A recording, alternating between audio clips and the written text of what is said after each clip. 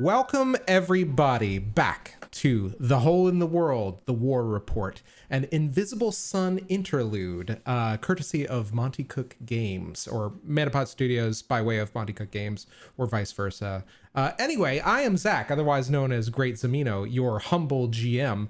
I use he, him pronouns, and I am so delighted to be here for this soon to be very special after school episode of The Hole in the World. I am joined, as always, by my fantastic cast, starting in the upper left-hand corner. Marcy, if you go ahead and introduce yourself. Yes, just as the sirens down my street come racing past, which I think is apropos. I'm Marcy, aka Experimental Madness. You can find me under that name most places around the internet. Just let it happen, guys. It'll go away eventually. Except, of course, on Twitter, where you technically can find me under Marciful, but I'm still and shall continue to remain the resident cryptid. I'm very excited to be back. I have no idea what's going to make this an after school special, but somehow that really scares me. I am playing the irreverent Mott, the connected empathic apostate who fuses nightmares to fists. Excellent. Moving down the overlay, Bill, if you'd go ahead and give us your intro. Hey everybody, I'm Bill. You can find me on Discord. I'm at GhostBike, and I am playing Kieran von Mielis the Tailor, an Aromatic Stoic of the Order of Makers who warps time and space. Awesome. Moving over to the right-hand side of the overlay, Hopper, your intro, if you would please. I prepared. What's up, everybody? I'm Hopper. I'm your resident dumpster fire. I use they, them pronouns, as do my characters. And tonight, or actually, first off, I can be found on the interweb at Fail Deadly. That is with a 3 instead of an E, so it kind of looks like Fail Badly, which is fair. And tonight I will be playing Okras, the iconoclastic ardent apostate who heralds endings. Awesome. And finally, rounding out our crew of misfits, as always, Marissa, if you would give us your intro. Hello, everyone. My name is Marissa, also known as Critical Kitten, with a variety of punctuation in various corners of the internet. And I am playing the Machiavellian Vance battle strategist, Magister Allegra von Hollingsworth, who is an Aromatic Stoic of the Order of the Vance who claims dominion over ideas. Excellent. So guys, we are going to go ahead and do a little bit of a recap, but in order to get ourselves into the mood of Invisible Sun, I think it's time for a little bit of music.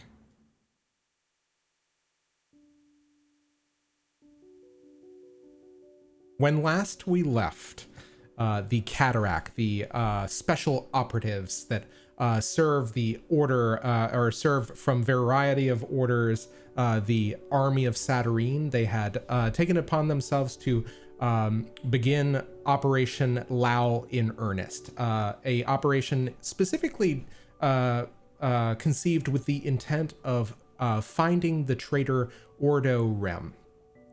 So after a very brief kind of sojourn forward, several miles away, you guys found yourselves from the place where Kieran had divined the location of Ordo.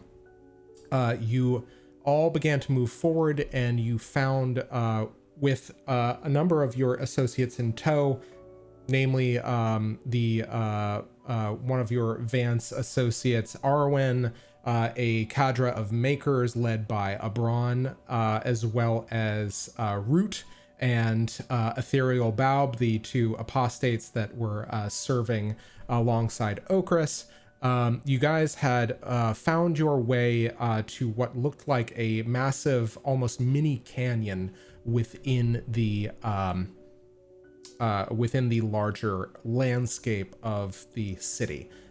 What you guys found was that as your associate Sophanox, the bird that serves as your companion Allegra, discovered, was there seemed to be a magical kind of anomaly or field in the air around the area in which you were knew that Ordo was residing.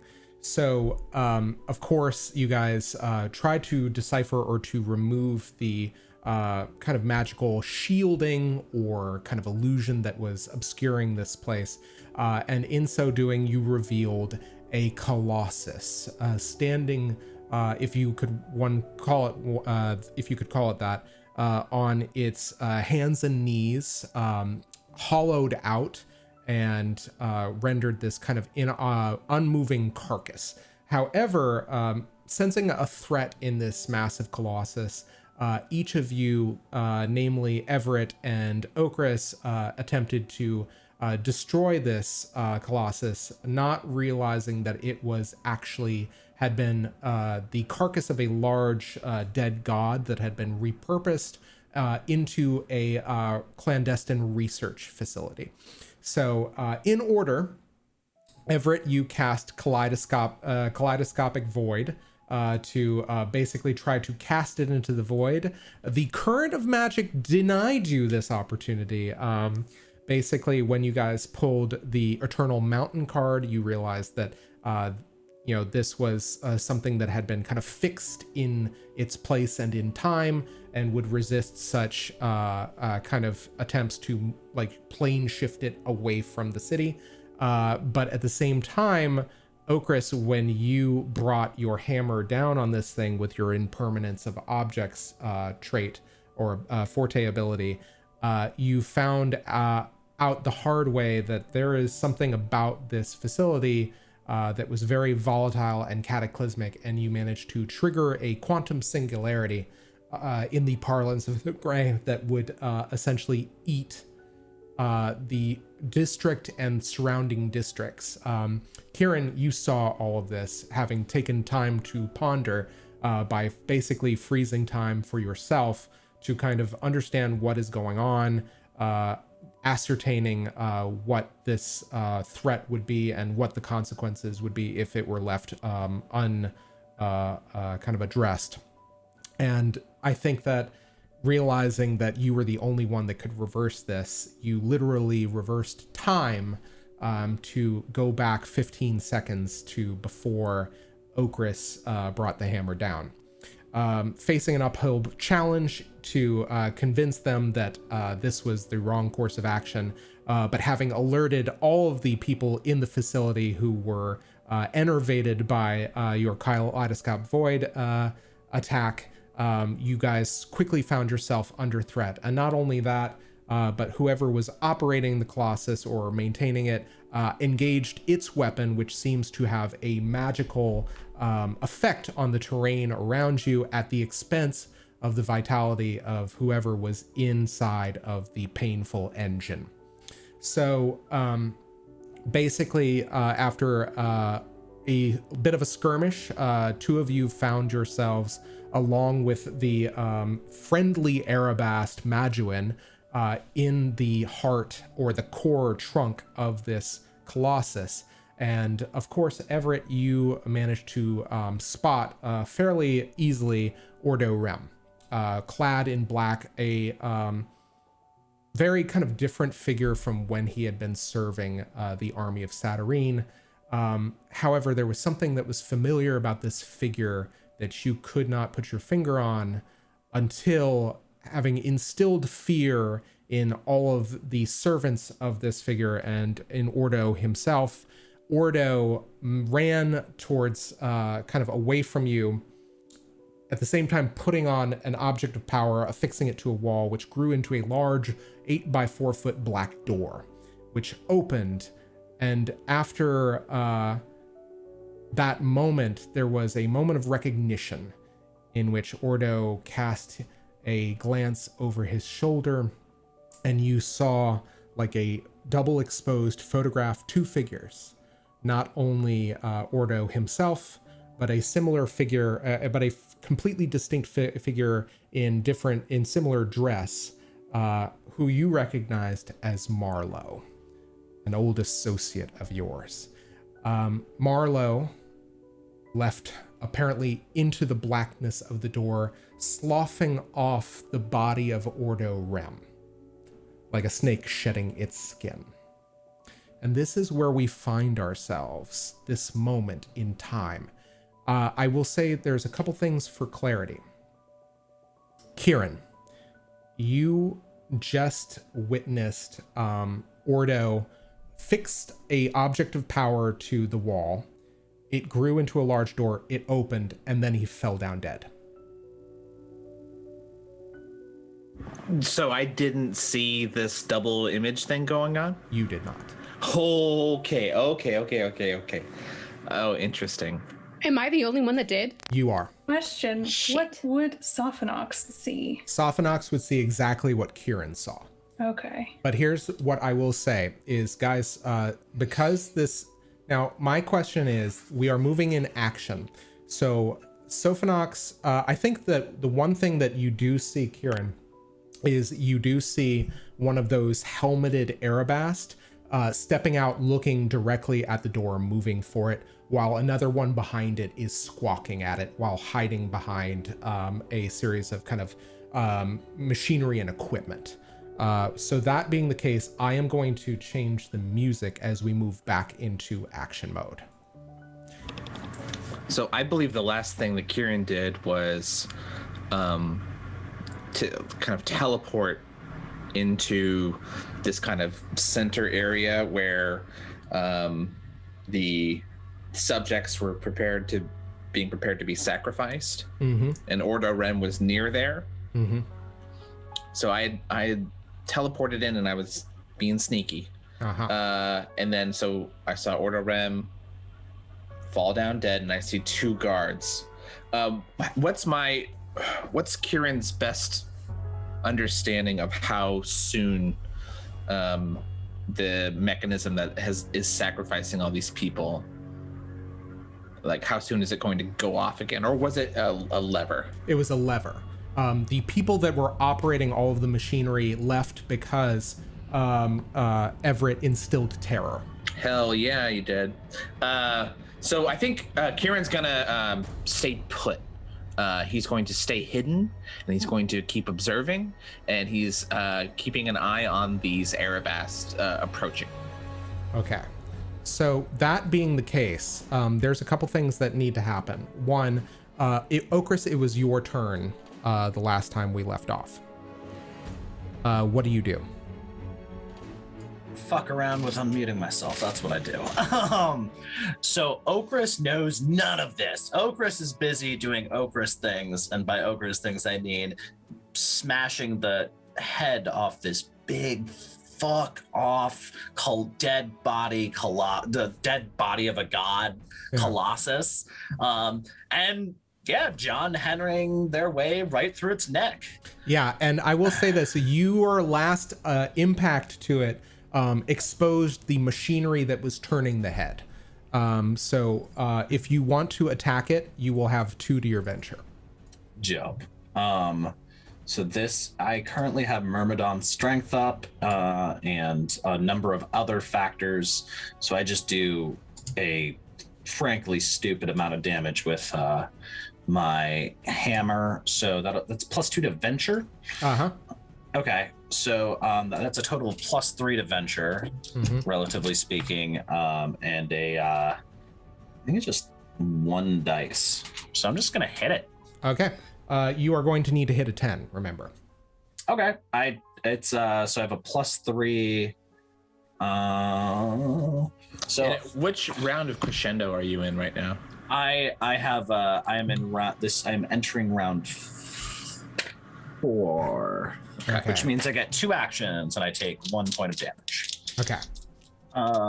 Which means that Kieran on his next action will be taking 2 actions and take 1 point of damage. Okay.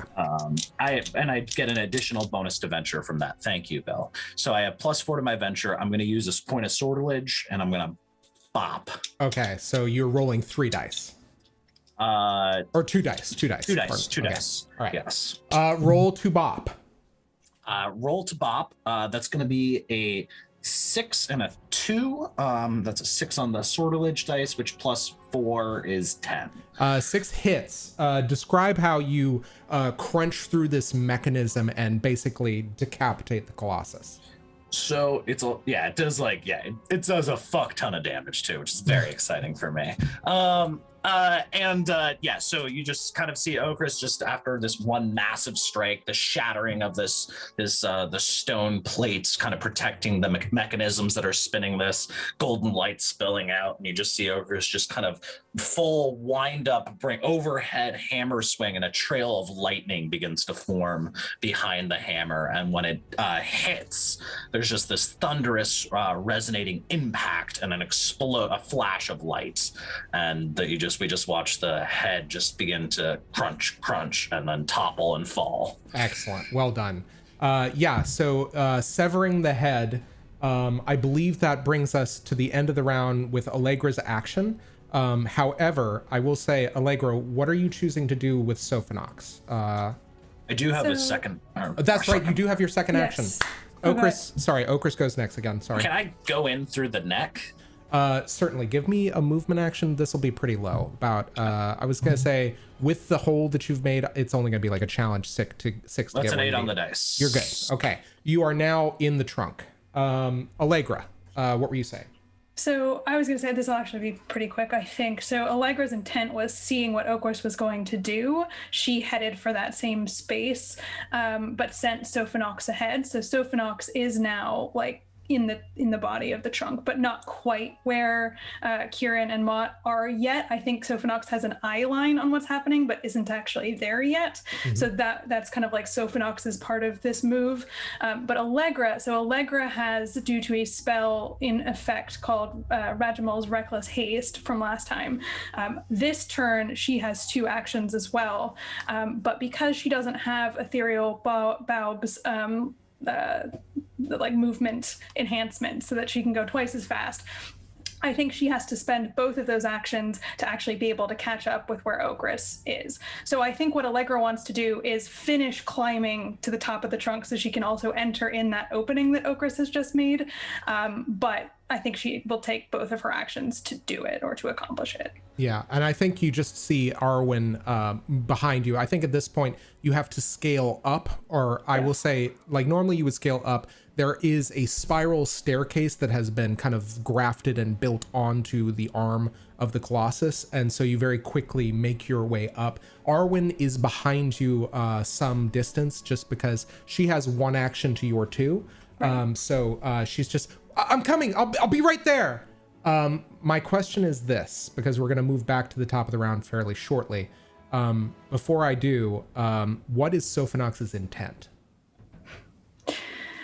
I think, so actually this is something that I will put to you, Zach, because the only thing that Allegra has commanded Sophanox to do is go ahead. So whether or not Sophanox would choose to go through that door, if given the opportunity, is entirely dependent on whether or not Sophanox has the free will to do that. Okay. So I will either leave that to a card pull, or alternatively, Sophanox probably would be influenced by what Sophanox sees in terms of how the others react to. Okay. In that case, I'm going to go for our NPCs first, which is our NPCs. The very first thing that happens is Ethereal. You see, I think you hear a crumbling sound behind you as the magical kind of terrain or rock that you had heard kind of like, or had seen form around a bronze kind of mortar team from the makers. You watch it crumble as Ethereal is apparently casting again something using the Freedom Aggregate. So basically clearing the way for the mortar team, who shifts their position to try to interrupt the oncoming Erebas squad that is coming towards you. The other thing I will say, Arwen is following behind you. Root, I think, is catching up with the Maker squad and kind of going to assist them.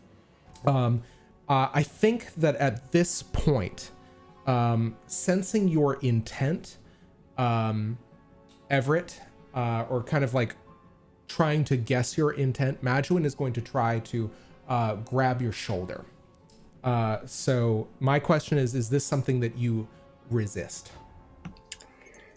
Man, Seeing Marlowe, I think disappearing into this weird portal, I think triggers just something weirdly primal in Mott. I do think he is going to try to dash for it, intent like hellbent on not letting him get away. Okay. So I am going to turn the first card. Oh my god! And I'm going to tell you kind of what happens. Okay. Inevitable cataclysm. Meanings, bad Great. lucks, Perfect. endings, inevitability, breaking a relationship. While we fear the cataclysm, it is inevitable. We cannot prevent it. The end comes for all things eventually, and we cannot stop it. The earth quakes, the seas advance, the sky falls, fire engulfs everything.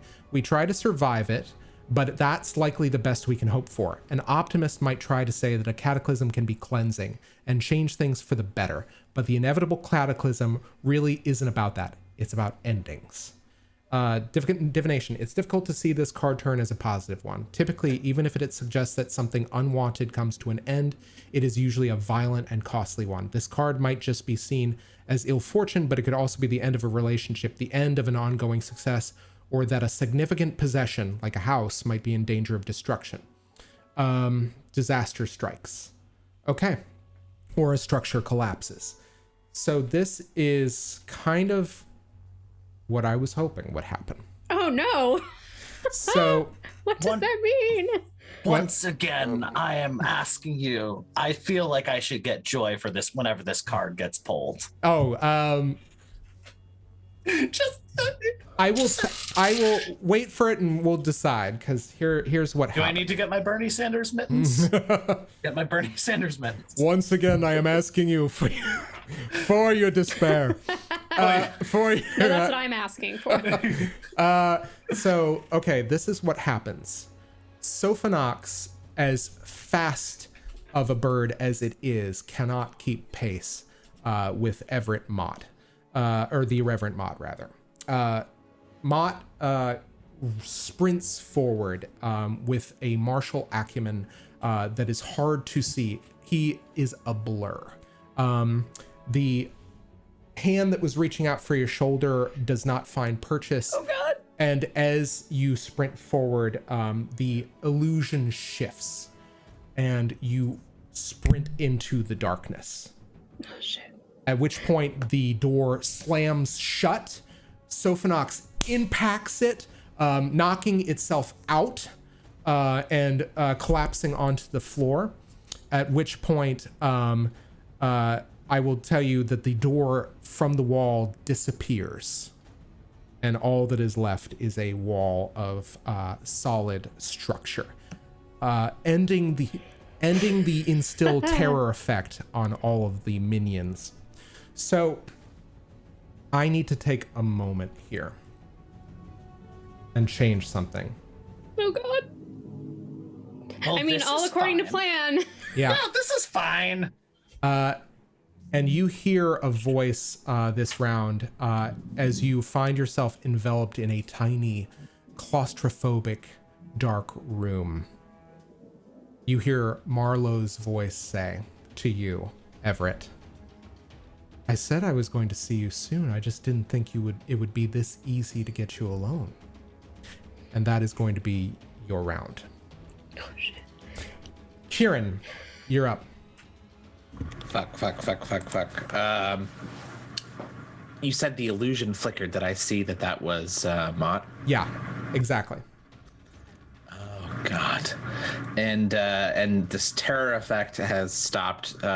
Where is Kieran's looking for the closest threat? Well, a lot of them started running in the last round, Right. so they shouldn't. Maybe even before that. Too. Yeah, you have some time. Yeah, you have some time. It seems like these wretches that have been operating the machinery have gone down the hall, some distance away from you.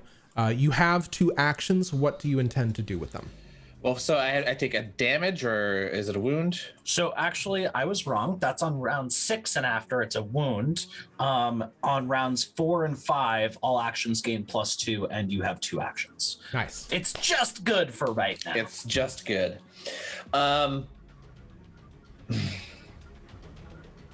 You're welcome. Allegra, would Kieran know what Ardenno looks like? Probably. I mean, I think given like the comings and goings of the Caderak and like our familiarity with each other's lieutenants, you probably would have some idea at least of his appearance. Okay, so Kieran is going to take this opportunity to release Ardenno from whatever restraints that he's in. Okay. I think that this is going to be a fairly. The question is, Ordo makes things really well. Okay.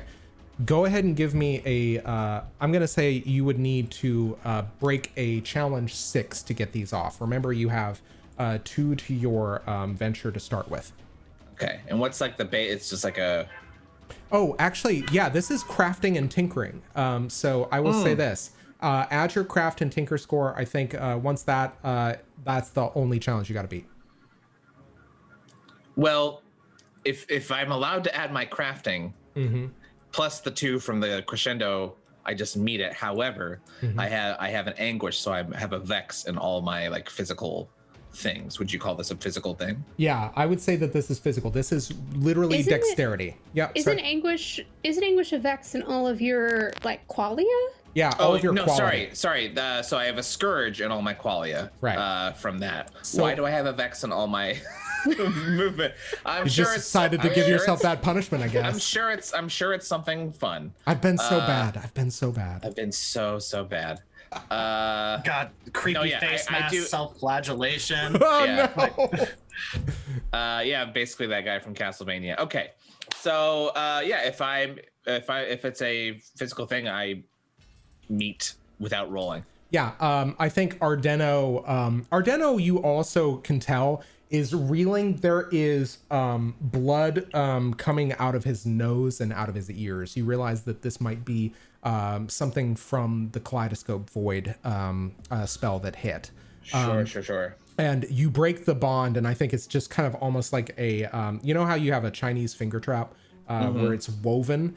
It's like that. It's like almost like a basket weave with a nasty kind of enchantment on it, and you break it. Kieran says, it's all right. We'll get you out of here quickly. What can you tell me about this place? It was strange. I was in the infirmary. This woman, she showed me a light, and then I don't remember much after. The infirmary in the camp. Yeah, and there was somebody. It was familiar. I saw somebody's face. Bright light hurts right now, and he's unfocused. He can't really seem to make heads or tails. And Kieran's kind of like holding him up, and he's looking around. He sees Sophanox. He sees Majuin. Does he see anyone else friendly? My question is, actually, Allegra, you should roll stealth to see if you are able to do this without being noticed. This is a low. The wretches are not very observant. You just need to roll above a 4. Well, so Allegra is also still invisible. Yeah, that's right. Automatically. Yeah. You do not see her either. Yeah. Okay. I'm not trying to be stealthy, by the way. Yeah. For the record. You do see Okras kind of like jump in like, huh! Okras is there? Mm-hmm. Yeah, just dropped down, like kind of did a cool drop down swing, grab, land. Kieran says, landing? Yeah, Ardenno, can you walk? He is going to, I'm going to turn a card and I'll tell you. Let's see how he does. Okay, this doesn't look great, but this is the Hidden Moon. Enhances gray, diminishes indigo. New beginnings, insight, intuition, foresight, looking ahead, potential danger. We talk a lot about the sun, but the moon has as much influence over our lives. It just does it more subtly, quietly.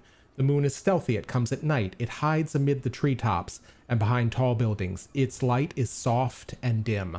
The moon hides so that it can peer ahead unnoticed and catch a glimpse of even things, those things it should not see. The ever-changing moon reflects our changing nature, our bodies and our minds. It represents intuition.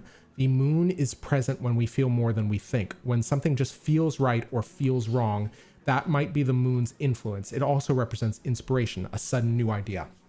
When the hidden moon is played, something new begins. It suggests looking forward, not backward. But what's coming ahead might be dangerous rather than beneficial, so be wary. A new NPC arrives, and NPC has an idea. The PCs learn of a new NPC that they can talk to in order to get some insight. Ooh, okay. Do I want this? It enhances gray and diminishes what? Diminishes indigo. Okay. Okay. The moon rewards those who can discover its secrets. I think that, ooh, how do I do this? Okay. So I think that what ends up happening is Ardenno looks at you and says, there's it's somebody, the man in silver. He cuts him up. Can you walk? And he kind of steps gingerly on his feet, and he's able to kind of pull himself up. Yes, I might need a little help. But yeah, that's what you hear. What is he? And he kind of stands, try to upright, but he does need kind of support. What do you do? Kieran calls to Majuin. Okay. Come over here. I need your help. Okay. And I think that Majuin and moves forward to kind of like, and I will say that illusion is still there, and it looks at you. Kieran says, I need you to trust me. This one is a friend. Did that take 2 actions, or is that 1? I think that's it. That's all you get. Okay. Okay. So I will say this. We are back to Everett. So Everett, you are in this dark space. It is claustrophobic. And standing in front of you, actually, I think just kind of looking eye to eye with you is a young man in a dark suit with piercing blue eyes and dark hair and pale ivory skin. And he's crossed his gloved hands and arms and looks at you and says, I told you these people mean you nothing but pain. You've said a lot of things when I originally took this job. Most of them I'm inclined to think that you might have been lying to me. In either way, I'm not sure if you were in fact Ordo or Ordo never fucking existed in the first place. But you know too much. And I don't know where you were jetting off to in this little portal you've got here. But if it's back to base, I can't allow that. And he looks at you defiantly. What do you do? I spend 1 crux and I cast my Secret Soul for Blades, and 2 silver daggers appear slightly pointed from underneath my sleeves on my wrists. Mm-hmm. Are you sure you want to do that? No. But I'm playing to the character. No. That was Ord. That was. It definitely sounded like you, as my benevolent DM, just going, "Hey, hey, buddy." No. This is all Marlowe looking at you. He says, "Are you sure you want to do that?" To be fair, Zach let us destroy the world without saying that. True. I think. All Mott's face just reflects that same smug confidence back at Marlowe. And Mott's just staring through those impenetrable, blank eyes of the mask.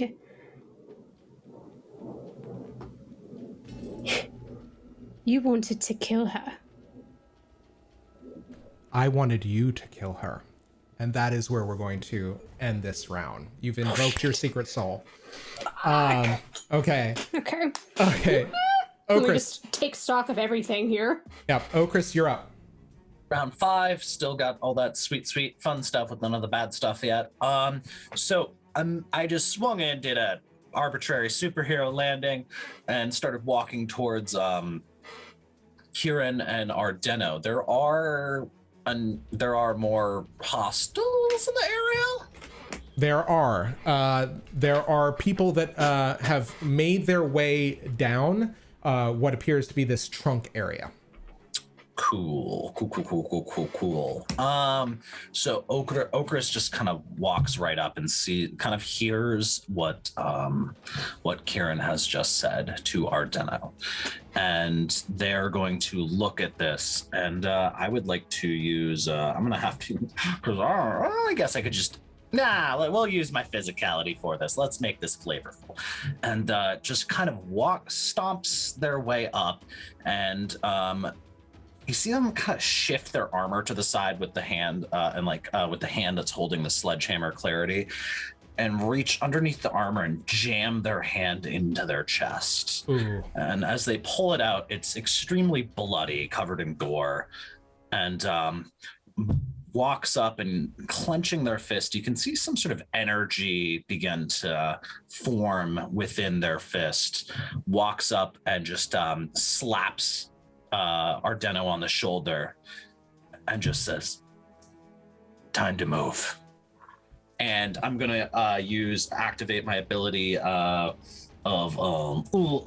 Infirmity of Flesh, and I will take a wound, and all of my allies within close range get +2 armor and +2 resist for the duration. Excellent. Oh, Yeah. So that actually, the question is it intent? I think, because I'm debating whether or not I'm going to turn a card to see if Allegra gets this. Just because. I think it's allies within short range. I had to walk past her. Yeah, totally. Okay. I'm going to rule it as yes. Allegra, mark that as well for yourself. Also, all of my enemies in close range suffer 3 damage and suffer -1 to dodge actions, as this wave of it's a kind of a bolstering wave of something that you cannot quite get a grasp on. It almost feels like everybody just feels a little bit more real, a little bit more vital. Excellent. Yeah, I think exactly. You're just like, I exist! And there is this kind of like feeling that like wafts off of Ardenno, just like, oh, this is life. Okay, I'm back. And like basically there is this kind of robustness that fills Ardenno's flagging form, and the blood seeps back up his nose, which is a little bit disconcerting, but you know what? It's magic. Nobody questions it. However, you did use an ability, so I am going to have to turn a card. This one is not a good one. Harvesting Spider.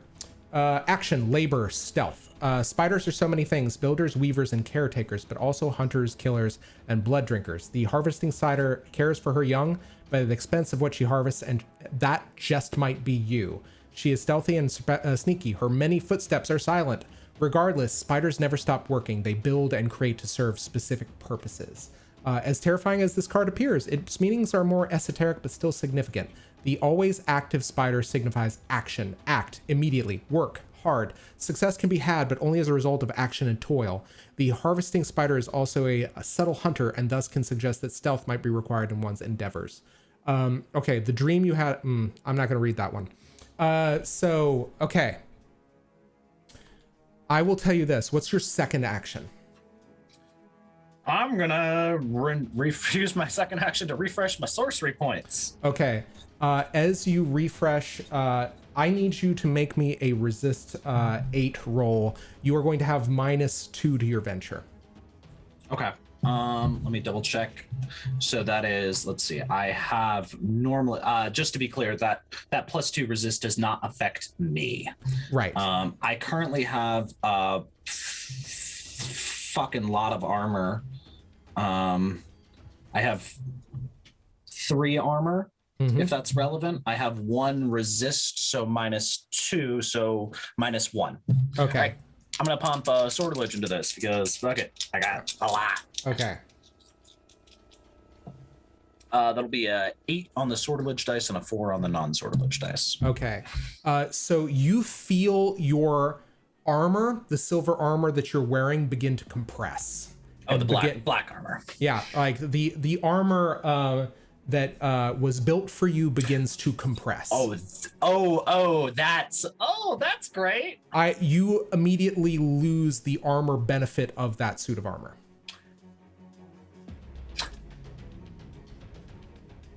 I wonder what could possibly be going on. I have no idea. But however, you did resist, so you are not taking a wound. So consider yourself lucky.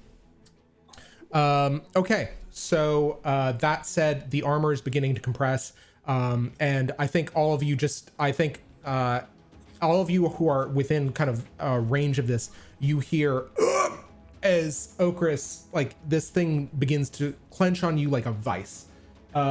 Allegra, you're up. Well, all right. So I think as Allegra rushes in and like passes the area where the door was but is no longer, she'll see Ordo Rem's body on the ground and Sophanox's body on the ground. Tell me, can she see that now Ardenno is okay? Because Kieran, you had line of sight to what happened with Ordo Rem. So if Ardenno is with you, does that mean Allegra can see from that vantage point that Ardenno is okay? I'll let this be Kieran's call. Oh, 100%. Okay, cool. So she will then stop like rushing in terms of like, trying to rescue. And she sees like Ordo Rem's body spread eagled on the floor. She sees Sophanox, crucially, knocked out on the floor. So she immediately goes to the ground and scoops up Sophanox in her arm. But I think while she's down there, she'll just kind of look over Ordo Rem's body, and I think she's going to investigate it. I think she's going to be looking for anything like in the pockets, maybe documents, papers, journals, anything that Ordo might have had on him that would give them some clues as to what's going on here in this facility. Okay. Go ahead and give me an intellect roll as you kind of investigate this body. Cool. And I will add +1 bene to that, and then I also have anything to +1 to anything having to do with understanding or identifying codified magical practices like spells or that kind of thing. Okay, so add that to your venture. Yeah. Cool. All right, that's a 3 on the dice, so that's total 5. Okay, 3 on the dice, total 5. I think you're kind of rifling through his things, and the thing that you feel very quickly is there is a round piece of glass in his pocket. It's basically, it looks like a piece of glass about 4 inches in diameter, but it is bound in this kind of brass circle with a brass handle. I will say with that roll, you're not necessarily going to know its intent. But that is what you get with a cursory inspection. There is not any kind of documentation.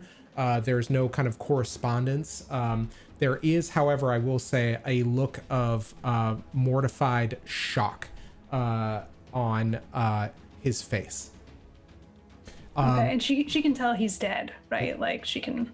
Oh, he's very still. I think that if you wanted to, as you take the round glass and put it to his nose, there is no breath. Okay. I do need to turn a card though. Okay, Alchemist, the Adept. Complexity, transformation, and knowledge.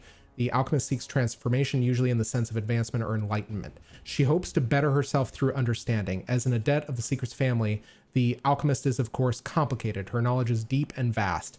Magic processes surround her. Chemicals and substances and flames that catalyze them all dance upon her fingertips. But her true raw materials are her own essence and her own soul. Makers often see this card as a good omen. The Alchemist's complexity suggests that there's far more to a situation than previously understood. Yep. Just often, however, she indicates drastic and sudden change, a new opportunity, a new person involved, or a new facet to a problem. Should one turn the Alchemist and dangerous elixir consecutively, this is called the ultimate transformation, and it suggests total and complete upheaval, and the situation could possibly someone involved in it. So, the fumes of the Alchemist's work offer her both bane and boon. So what I'm going to do is I need to double check to make sure that the adept doesn't do anything in particular, and then I'm going to tell you what happens. What a card for the scientist to pull. Yeah, so I need to play another card on the next sun. This is the cat. So it's not the dangerous elixir, but solitude, curiosity, cleverness, and dexterity. Cats see much. The narrative for this one: someone important to matters at hand is a misanthrope and lives alone. A cat takes an interest. A trap is sprung by curiosity. An NPC's cleverness gets them into trouble. Okay, so I think this is what happens. The air immediately around his body drops 20 degrees. You see the air of your breath waft out in front of you. Now that was just your first action. Do you have a second? So that's now over. It's only that spell only covered 2 rounds, so she only has 1 action. Cool. So the NPCs move now. I think what ends up happening first. Yep. Sorry. Go ahead. Okras. Just a reminder, all the enemies have taken 3 points of damage plus an additional 2. So Cool. Excellent. Because of the end is near. Awesome. So I need to double check these torturous wretches, and I will tell you how they're doing. And they all have a -1 to dodge. Excellent. So these are okay. Let me double check this. Okay. So I think you hear a groaning as some of the figures that moved away down the hallway begin to return and begin making their way back. And as kind of we revealed last time, when you see these wretches, there are holes in their body, and everywhere there is like a hole or kind of an orifice, namely kind of like their mouths or their eyes or their nostrils, you can see peeking out of them black iron chains. And one of them begins moving down the hall back while others kind of single file behind him begin moving forward, these hulking brutes. So they are going to move to within range of you, and that is going to be their turn. Range of everybody that's kind of in the same space inside? Right. I think at that point, Ardenno kind of cowers. All of you hear the sound of the kind of a echo of a boom as the arcane mortar impacts the Arabast below. And then you hear the sound of basically returning gunfire, or what kind of constitutes or could count for gunfire. Ethereal Baub appears in the aperture that you opened, Okras, and begins rushing forward. Root you cannot see, but is moving. And so I do need to make one last check. I think Did Arwen make it in? Arwen, like, I think coming up behind you, just you hear, wow, that was really fast. Oh, and there is a look of relief on her face as she sees Ardenno, hale and hearty. However, as you guys are kind of making, kind of moving forward, and the two of them move to kind of reunite, the smell of wafting smoke fills the air. You hear a grunting and then a kind of a very bass laughter. And that is going to be the move of the enemies this round. So, gonna go back to the top. All right, Kieran, you're up. Right. So I'm gonna pull some shenanigans. I've got 2 actions. So the first action I do is I'm going to invoke my forte ability called Stop. Okay. Time practically stops. It moves with infinitesimal slowness, except for me and anyone close to me, whom I choose. We can affect the world around us. We don't know exactly how much time we have, but we can do anything during that time that we could normally do. Some things are much easier, like hopping on a moving train. Foes have no chance to avoid physical attacks and so on. So that happens. Okay. And spending the sorcery to do that. And I choose all friendlies around me.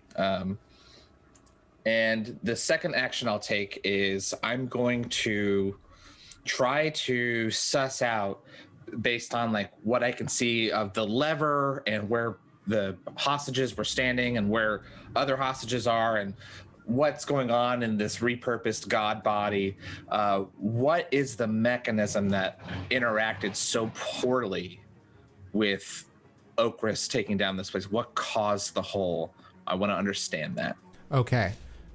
So make me a intellect roll. You may add your crafting ability to this, as this is the handicraft of a maker. The other thing I need to do is, because you cast stop, I need to turn a card. Sure.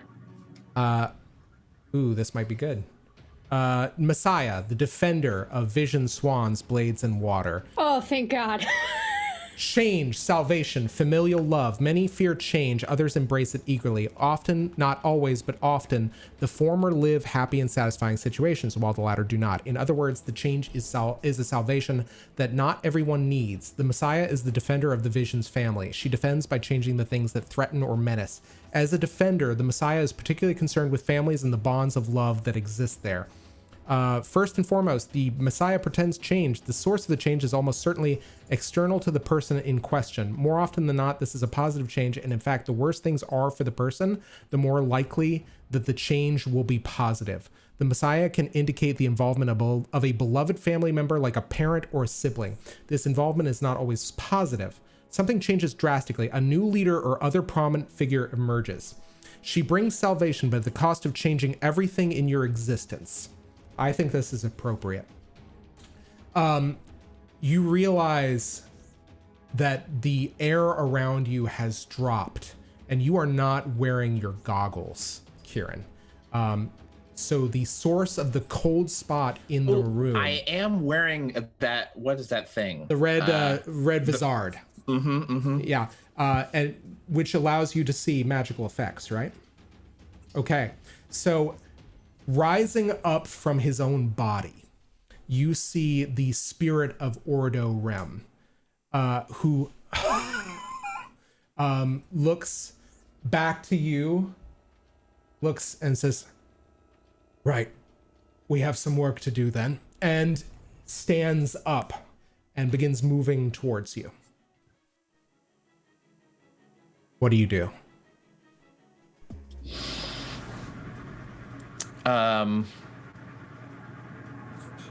Right. And Kieran is kind of like half looking at this spirit, half looking at his friends and say, right, I need to understand what's going on with this place. And he, I think that he reaches for spectacles that are no longer there, and he kind of reaches through his own chest and he says, right, let me take a look at all the junction points. And he begins moving to move beside you while helping you to examine the mechanism. And he says, they've woven the power source through the entirety of this chamber. We need to decipher exactly where he put the power nodes and catalysts. And that is going to be, unless you have an additional action, that's going to be your round. Actually, you actually take a wound and you do have an additional action.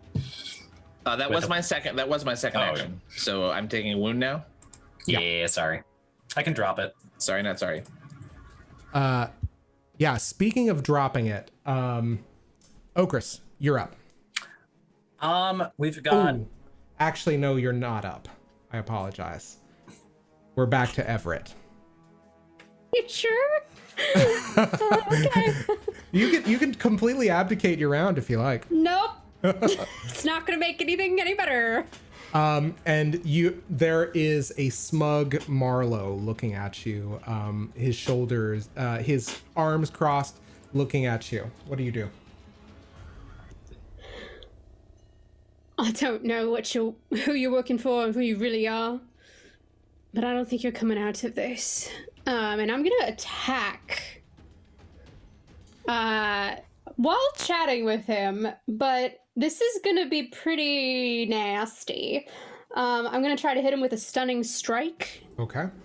Bear in mind, I still have Myrmidian's strength up from last game, which lasts until the next sunrise or sunset, so it should still be up to the best of my memory. And I've just completely forgotten how to do anything. So for this attack, yes,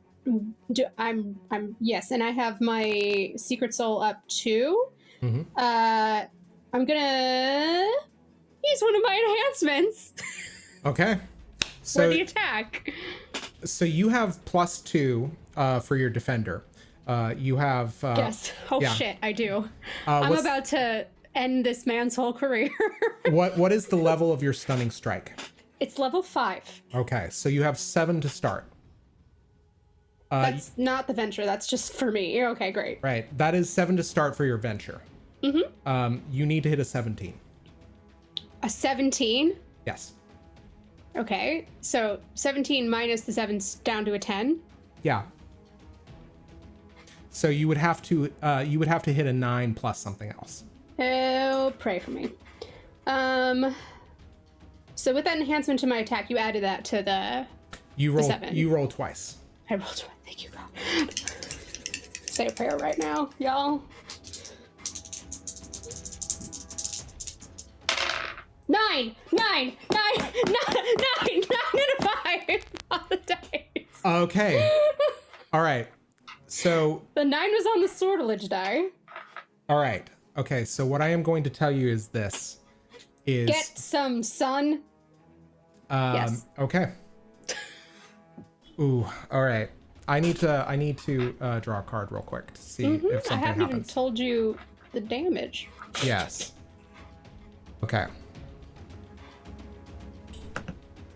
I am shaking so bad. This is the worst idea I've ever had. I'm gonna read the card after you do this. For the damage. Describe for me how much damage that you do. Okay, so I was trying to do math before it came to my turn, and I do believe it's 10 points of damage plus, so it's 3 by 3 with the blade and Myrmidian strength. I get another 2 from my terror strike. I get another 2 because I have telestic strike and my fists are made of magic. Am I doing my math correctly? You are correct. However, I'm not going to make you do more math. Okay. What ends up, well, this is what happens. So I pulled a card called the Elusive Sleep, which is appropriate. Your fist travels through his form. Son of a bitch. And impacts the short wall, the black wall behind him. I'm never gonna roll like that again. And you suffer, I'm gonna say you can suffer 1 wound, or you can use 1 physicality to negate it. As you kind of catch your hand back looking at him, he leans forward and says, "I'm not really here." I will happily use 1 physicality, bringing me down to 2 to negate it. Yeah. The meanings of elusive sleep are futility, worry, stress, and awareness. The richest noble cannot buy sleep. The strongest among us cannot compel its submission. Even the wisest person might lose a night's rest to anxiety. Still, when we're awake, we are aware, and that awareness can be crucial. Someone is racked with worry. An NPC notices something important. An NPC's actions are futile. No one can sleep. Which is actually appropriate. Elusive sleep indicates one is racked with worry, or should be. It might indicate that the stress that one feels is a real detriment, and that whatever is being attempted is utterly futile. Last, this card turn might suggest that the key to success lies in vigilance. This is super cool. Sleep can be difficult prey for even the most skilled hunter when it wishes to be. And he looks at you with this smugness again, and he says, "Everett, I'm your friend. I'm trying to help you. I'm trying to help everybody. Why can't you see that? I don't think I like your style of help. You lied to me. You said that you filled my head with all of these stories, and she's not a monster. Look. You are. Based on everything that she's told me, based on everything that I've seen this whole war. Everett, the dark is coming, regardless of who is a monster and who is someone beneficent. I don't know, a hero, a paragon, whatever you want to call it. Things are changing, and I am trying to change them for the better. Honestly, those people that you killed, they would have just ended their own race. I'm trying to help them. And you realize how many people Marlowe has asked you to kill for him. And that is where we're going to end your round. Fuck. Okay. Okras, you're up. Well, in a much less complex and socially confusing turn of events, I'm gonna keep that sweet question. Is it when it comes to intentionally dropping a spell, how hard is that? I can say you can do it at will. Okay, cool. I'm actually gonna take the effect on my turn. Mm-hmm. So I'm gonna take I'll take an extra wound. And then I'm immediate. So Okras just kind of, after having just leaving a gory handprint on Ardenno's shoulder as Ardenno kind of scurries off to cower, is going to turn and just kind of like give like a, are you fucking kidding me? Look at the at this brutish chain stuffed who are now frozen. Yeah, who are now frozen. All of them are frozen. As you kind of look past them, there seems to be this kind of black miasma, almost like smog. Hate that. I'm going to use because I am now sitting on 2 wounds. I would like to use my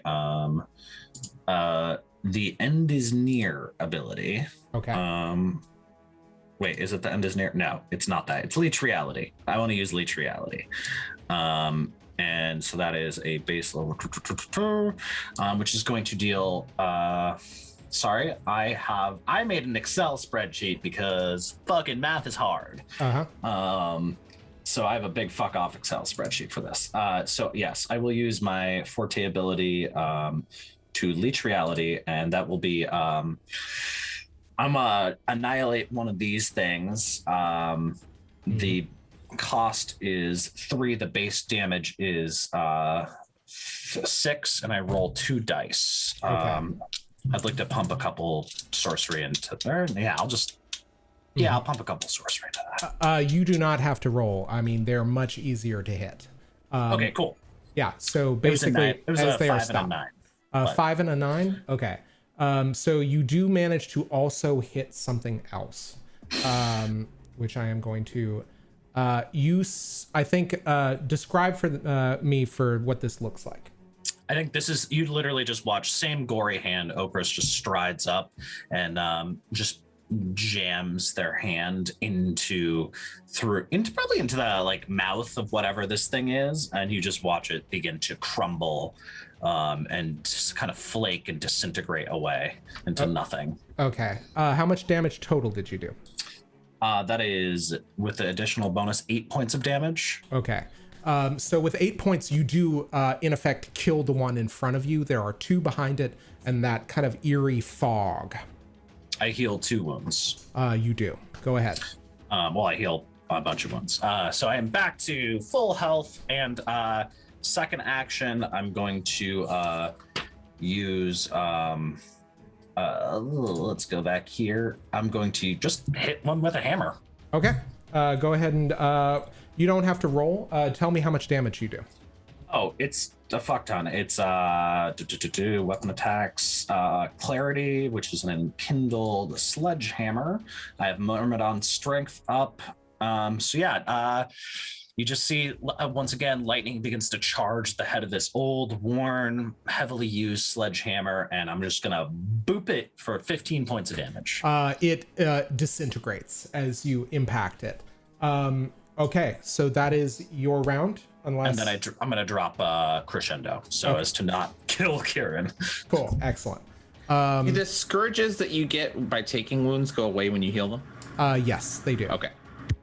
Okay, so you have, I think you've gone ahead and finished your round. Okras, Allegra, you're up. Right. So what can Allegra tell about the cold that is surrounding her and Ordo Rem's body?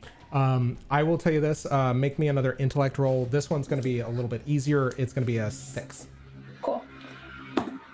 That's exactly a 6. This place be haunted, y'all. Oh, Ghost adventures up in this place. cool. So I think having done that, she's probably going to, like, holding Sophanox, cradling Sophanox in her arm. She's going to head over to where everyone else is, to where Kieran is, to try to join him. Okay. Cool. You do that. Do you have any additional actions? I mean, apart from if she makes it all the way in this turn, just asking Kieran what's going on. Yeah. I think you can definitely do that. Cool. Okay. So once again, the round changes. I am going to go ahead and pull another card to see how everybody does on the ground. Lost Star, augmenting gray, weakening indigo, notions, cats, clocks, and wind.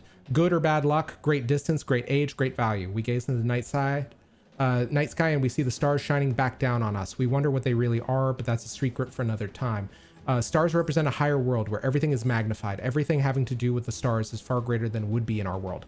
Love burns brighter, gems sparkle more beautifully, and children sing more sweetly. At the same time, disasters are more calamitous, anger seethes more deeply, and armies wage wars for far longer. Stars fall, it happens, but what happens next depends on who finds it. So it seems like there is a intense amount of explosions, reports of these kind of organic gunfire that the Ereblast are using as the makers and the Ereblast are trading blows. So that is going to account for them.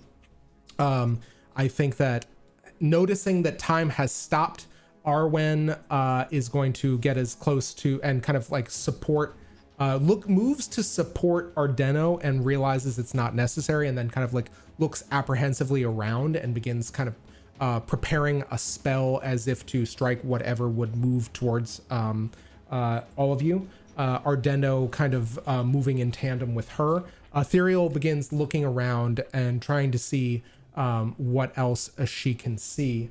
All of you, I think with time stopped for everybody else, the enemy does not move this round, at least the ones that you can see. Okay, so we're going to move back to the top of the round. Kieran, what are you doing?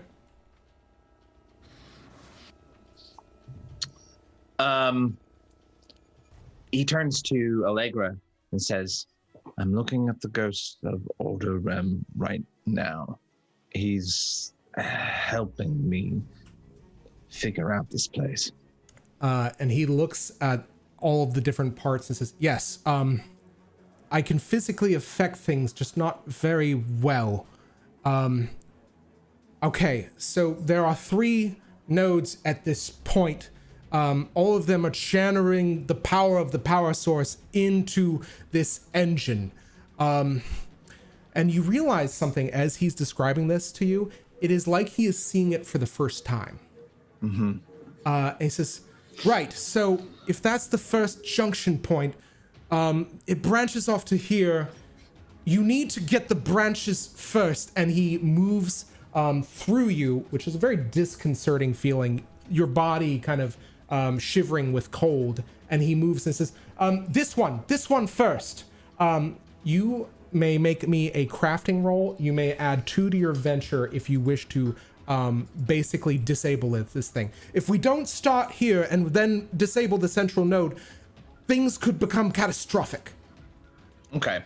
I've got scourges and everything now because I have a wound and a anguish. If I roll for my crafting, what am I adding or subtracting to that? This is physical dexterity. You can kind of tell me exactly what you're trying to do, or you can kind of like so you will only take -1 regardless of how you kind of like try to do this. Got it. So net +3. I'm following Rem's lead. I want to disable this thing safely. Okay. Yeah, give me a roll. I'm gonna say your challenge is gonna be a 9. How'd you do? Oh wait, no, because a 10 is a 0. So Ooh. 0. I will tell you this. You haven't used Swordledge yet, if you would like. I have. I am out of it, and I have a scourge in there. Okay. Can Allegra try and help? Yeah. What I think this looks like is like Kieran is like kind of half repeating what Ordo Rem is saying, and then before he attempts this thing unsuccessfully, he looks at Allegra and says, "You know, how many other people are in here?" And then I guess, trips and falls or whatever because he fucked up. Okay.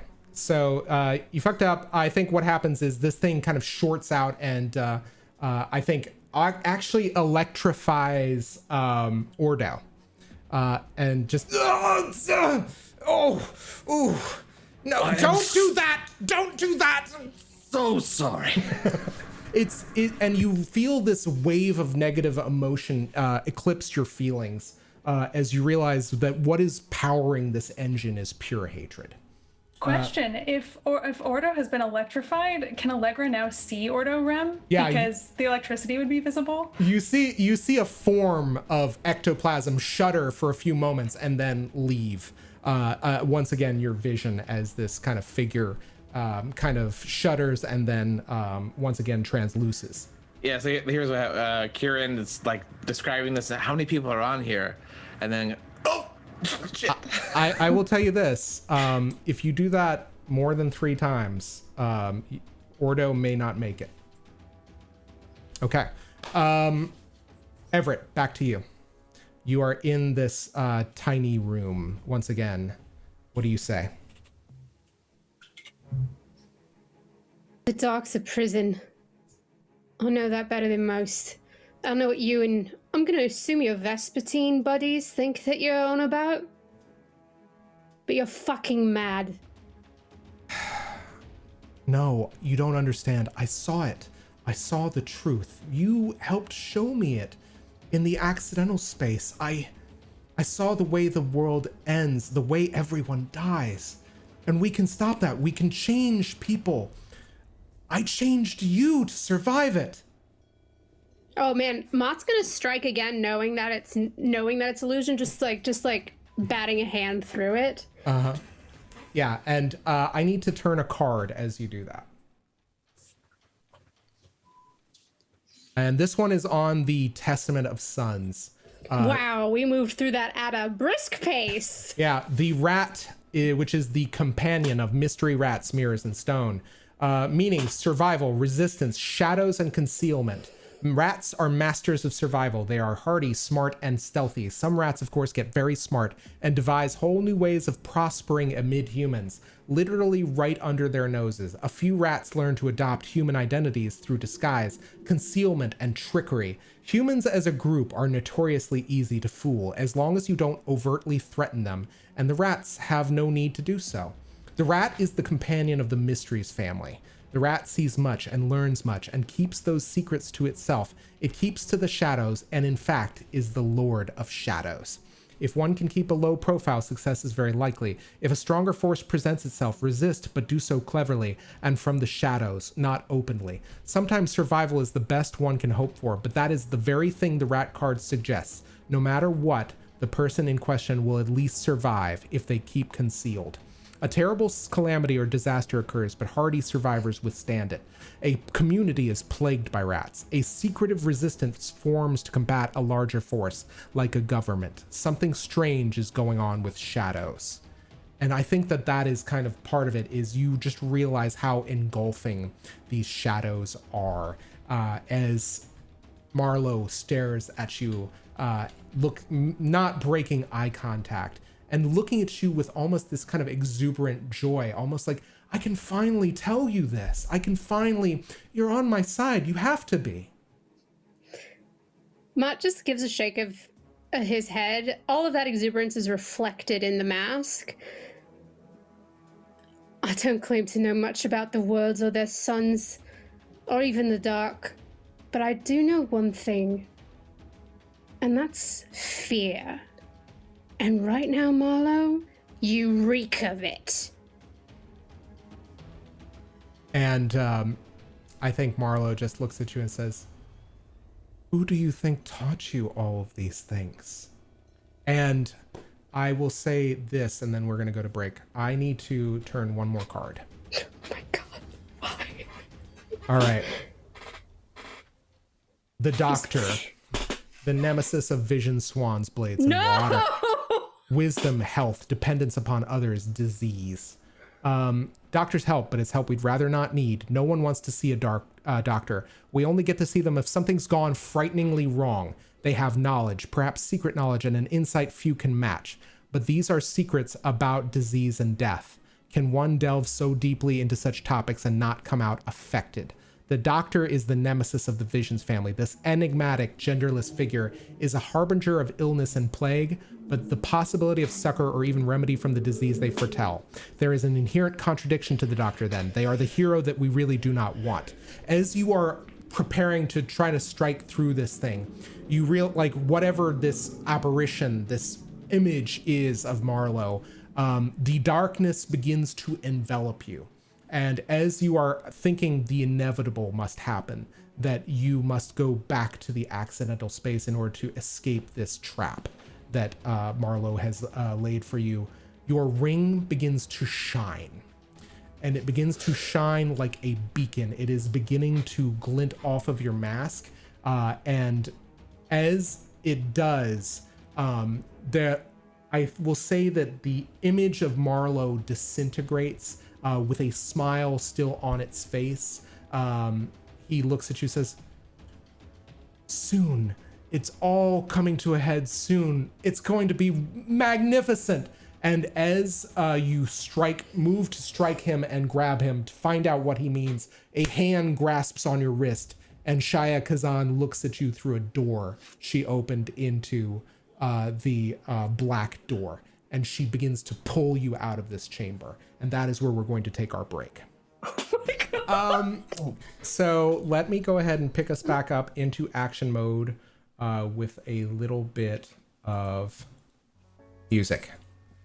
Okay, so we have Everett, you have just been pulled out of this black door, which leads into the next action, which I believe is Okras. Okras, what are you doing? Well, I dropped Crescendo. I just slurped the reality out of one of these things and Thanosified it. Booped the other with a lightning charged magical hammer, annihilating that. Which this will now do another 2 points of damage to all enemies in my radius, as the end is near is still active.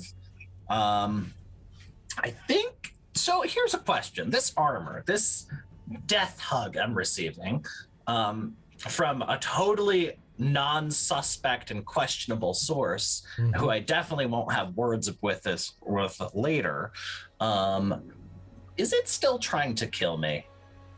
So here's the thing: time has stopped, but you are still in motion and you are still wearing the armor. So it is going to, once again, until you get the feeling that it's still trying to compress. So I need you to once again make another resistance roll. Not a resistance roll. This is withstand, because you are wearing the armor. Okay. So what I need you to do, I believe I previously said you have -2 to this venture. You are still going to have -2. However, I'm trying to remember what all else. I think that's the only thing that's kind of like the caveat here. I will say that you do understand that the easiest way for... Actually, roll an intellect for me. All right, I'm gonna put a Bene into that because I have Bene for that's that'll be a 0. So 1. Okay. Is it, unless this is magical lore, and in which case it's a 2. Okay. On a 2, this hurts a bunch. Okay, what are you doing? So am I still rolling a withstand? Yeah, totally. Okay, I have 1 in that, so that's a -1, and then I am going to put what kind of Bene would this be if I wanted to spend a Bene? Actually, this is going to be physicality. I will tell you this: you are actually going to be -2 because I forgot that we have the Nemesis card in play. So the Doctor is -1. So unless it's part of your family, in which point it's -2. I have a I am secrets, clocks, and cats, or whatever. Okay. Notions, cocks, and cats. What we did about? Words, everyone. I am an adult with a fully functioning vocabulary. Anyways, this is gonna go great. That's a 3 + 1 - 2. Okay. That's Yeah. Okay. that's a 2. Okay. That's where I'm getting that. The armor begins to crush the life out of you. You take, I'm gonna say, because you are wearing the armor, you can take 6 points of damage. You can use 1 physicality to negate that wound. Do you have armor that is existing outside of this armor? Because that's the only way you can warp the damage. I have 2 points of armor from the end is near. Though technically, I guess that's over the armor I'm wearing. I'm not sure. It's more of it's more of the existential dread of things ending surrounding me. I've got that armor. I know what you mean. Right? I'm gonna say that it's does depression armor. It does 4 points total unless you use a physicality to negate it. I will 100% do that. Okay. So do I take any damage or no? You take 1 injury. I take 1 injury. Okay, I have 1 injury. Other than that, I am fully healed, and I would like to fuck this armor. Not literally, just metaphorically. Don't do that. Please don't. Little did you know this was a not safe for work stream. It's no, I'm gonna use that. That I have a problem with what's going on here. It's a deep emotional issue, but I choose a kindle item, object of power, ephemera being held by one entity, me, that I can see it up in close range. It's on me, and use the force of my will to disintegrate it. Excellent. So you go ahead, and I think that this is going to be the level of the creator of it. So roll me. You need to beat an 8 in order to disintegrate it wholesale. So it is a level 6 spell. I roll +1 die, and I'm going to pour. Let's see. So okay, you have -1 because of the Nemesis card. -1 because of the Nemesis. Well, I'm going to use some more. I'm going to use the rest of my fucking sorcery because reasons, which is not a lot, but I'm going to raise that using my divine something, whatever it is, the secret I have. Divine ability? Yeah. Divine. Oh, yeah, it's just called divine ability. I'm smart. And I'm going to pump that up higher. Mm-hmm. Yeah. If you want to beat the challenge, you can just I rolled this. It was a 0 and a 7, but I still rolled a 7. So here's the thing. This is a magical armor crushing you, so you would need 2 successes. I will say that if you want to pump it up to meet the challenge, you can definitely break it. With that information, yes, I would definitely be pumping that up. If it's magical armor, then I'm not taking that risk. Yeah, absolutely. I don't that would be embarrassing. Yeah, what does it look like as you disintegrate this thing? I think you just watch Okras kind of stop after having just booped one of these wretches into non-existence, and just kind of slam the head of Clarity, their sledgehammer, down on the ground, and just kind of stop and focus and kind of twist their head a little bit, and you just watch red energy kind of course through the lines in this silver half mask over the bottom of their face, and their eyes flare green a little bit harder, and with this kind of internal light, and this armor just begins kind of rivets begin popping, the metal begins corroding and rusting, crumpling in different places. It's like 1,000 different things that can go wrong with a mechanical thing all happen at once all across it, and it just begins to, like, you hear like the ting ting ting clank clank clunk clunk as bits begin to fall off, disintegrating as it hits the ground. Yeah, absolutely. The entropy just utterly destroying this armor. I need to draw a card because you just used an ability. Golden shipped, wealth earned, honor, prestige, respect. There are many ships, but only one golden ship. It augments gold and it weakens silver. This legendary vessel supposedly carries only the greatest heroes, the most influential celebrities, the highest nobles, and the most powerful Vislay to ports of call most people cannot even imagine. Even seeing the ship is a great honor. It represents wealth and prestige. A highly positive card, the golden ship suggests that one will earn wealth, fame, or respect, or all three. It presages a successful endeavor, but usually only if that endeavor is grand in scope. The golden ship does not waste its time on petty actions or minor deeds. Alternatively, this card turn might suggest the intervention, again, possibly in a positive way, of someone wealthy, well-respected, or influential. So I am actually going to say the starry sky is our ocean. We set sail for eternity. So what I am going to do is I'm actually going to say that this is Shia's card. So that being said, let me switch us back to the main view. Okay, so you have destroyed this armor. That's your action, right? Yes, there's a second aspect to this, especially, which is good because I am fucking all out of sorcery and physicality. That was it. That's everything. I just used everything in order to do that. But that don't tell the GM that. Thank you so much for this information. But that was a shit ton. That was a very high level because I had to pump it to level 8. So that was a level 14 ability. Yeah. Wow. And that means that the second half of this forte ability is, in turn, I gain a random ephemera, GM's choice, of a level no greater than the level of this ability halved rounded down. Okay, so let me go ahead and pull that card real quick. While I decipher what that is going to be, Allegra, I believe it's your turn. Okay, so just to clarify, Kieran and her lieutenants are outside of time, but Allegra is not. Is that the case? No, you're outside of time as well. Okay, cool. So that did affect me. So from what she hears from Kieran, what is the goal here? Is it to stop the flow of power? Is it to reroute it? It is. Yeah. Well, go ahead. I don't know what you gleaned, but I think the from what I think Allegra best understood whatever it was that Kieran saw when he saw the world end, and he's trying to prevent that from happening again. Excellent. While you guys do that, Okras, you got something called a Vatic gift. I am going to put that in the chat of Zoom. Okay. Cool. Thank you. Okay. Okay, so from what she understands, from what Kieran has relayed from Ordo, they are trying to stop whatever happened the first time. So it's like about disconnecting something. Shutting it down safely. Okay, cool.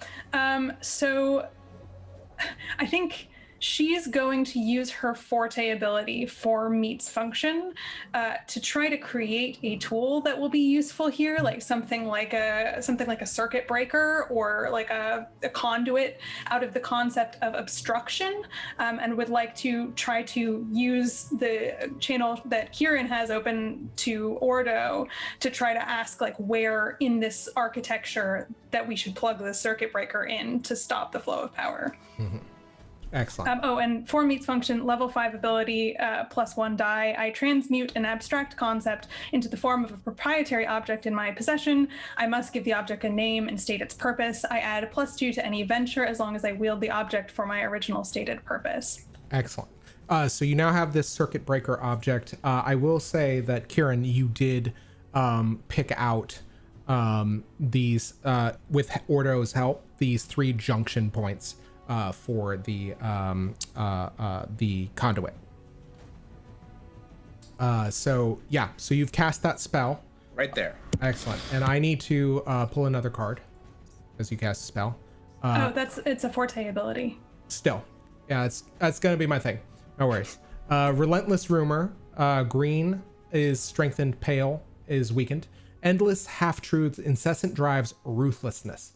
There's never real truth in whispered rumors. Searching for authenticity amid the clandestine. Furtive words of a rumor is a fruitless task, and yet still we try. We listen. She didn't want to hear what he had to say, but she couldn't stop herself from listening. I think this is when we next talk to Everett. So I will do that as a later discussion. Allegra, do you have any other additional actions after casting the spell, or is it just the one action this round? She wants to know, she's being guided kind of by what Kieran is relaying from Ordo, but also I guess my question to you, Zach, would be like, what does Allegra know about this technology from her studies on the Vancian campus? Like, she's not a maker, so, tinkering is not her forte, but electromagnetics is also kind of a science in some ways. So I wonder if it was maybe a part of the Vancian curriculum, like the Gen Eds, for instance. She would have some sort of working proficiency with this kind of thing. Roll me intellect. You may add 1 to your venture. Plus, I'm going to give you another situational bonus. So add 2. You are rolling against Ordo Rem's level, which is 9. Okay. That's a 7. Okay. So on a 9, you do understand basically that you realize that Ordo has kind of created, you realize that when a maker makes something, they use basically catalysts, they use power sources, and they use kind of like these different materials to augment and create objects and empower them with magic. What you can tell is that what Kieran has identified with Ordo Rem's help is how the power source is laced into this pain engine.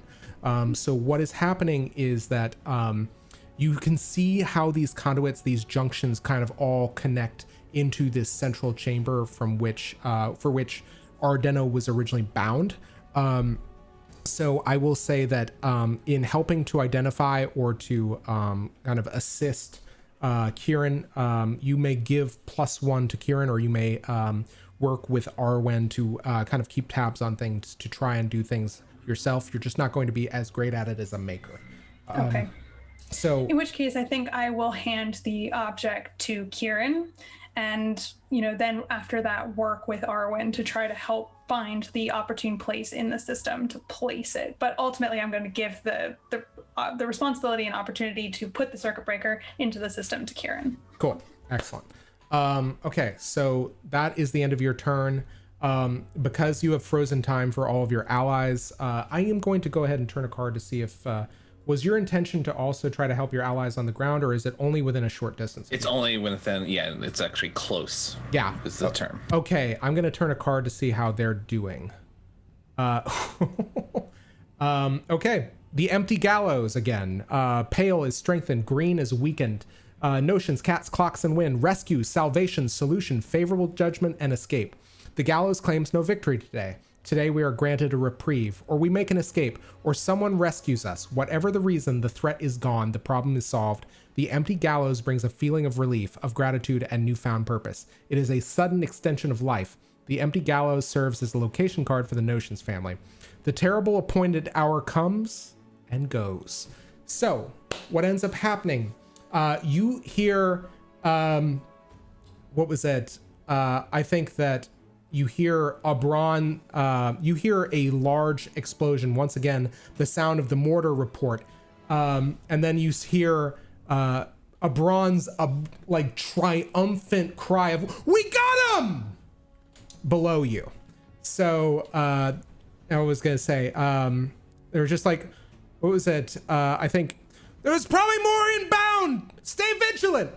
And that is it for the Erebus squad. That one died. Okay, So that leaves, I think Ethereal is again kind of moving through things. She is beginning to move past where all of these kind of forms, as you kind of have knocked them down, Okras, she is kind of trying to move forward past them. At which point she kind of stops stock still as she recognizes someone. The next thing that is going to happen is you hear the sound of Root making his way up the tower stairs. Why there gotta be so many goddamn stairs? And finally, I think Arwen is looking to assist you. Finally, I think that the very last thing is Maduin is on point with you and Ardenno, Kieran. So I think Ardenno and is kind of again trying to assist Arwen as well. So together their collective effort represents that 1 to your venture. Okay, so that is it for the NPCs. Everything is still stock kind of quiet. So we're gonna start back up at the top. Kieran, what are you doing? So I think Kieran, in his like kind of red cloth, this red vizard that's over his face, is looking at this object that Allegra has just conjured, and I think definitely knows what's going on with it, knows what to do with it, and goes to put it at this juncture that Ordo Rem has directed him to do. Excellent. So you are going to have 5 to your venture to start off, plus your skills. I will say this: if you spend a sortilege, you can get 2 successes at once. I got nothing. Yeah. Oh shit. That's right. You also have +1 from Allegra. Yeah. Okay. So 5, and I'm rolling my crafting. Yes.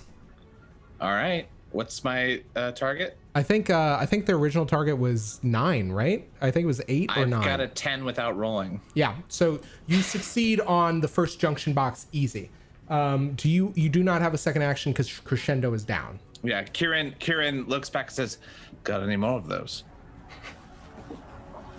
I think she says, "We can in a minute." Excellent. Okay. Everett, you are standing, what you realize is still kind of like a little bit further away from where you came in. You're about probably a mile away from the action site. And she looks at you and says, "What happened to the rest of the Caderak? What's going on?" How did you know? You left the sun. Look, there's not a lot of time. It was Marlowe. I don't know what's going on. I don't know if he was Ordo Rem this entire time or if he's just been using him like he does. But I think he's working with the Vespertine, or he's part of it, or he's heading it up, but he's bonkers. He's totally mad. What do we need to do? Where? Well, I don't know. Where's Maduin? Maduin is safe. He's still with everyone. I can get back there. There's I think you can see a tiny crack appear on Mott's mask if you were paying attention to it. And Mott just sort of assuages her and is just, look, you need to send a report or something back to the main camp. I don't know how long he's been either wearing Ordo Rem as a freaking skin suit or what, but he's seen too much. We have to assume he's heard and seen everything from the camp. Okay. I need you to make me a resistance roll. For what? It is a level 8 resist. I'm going to use one of my enhancements to give me a +1. Okay. I will tell you this also.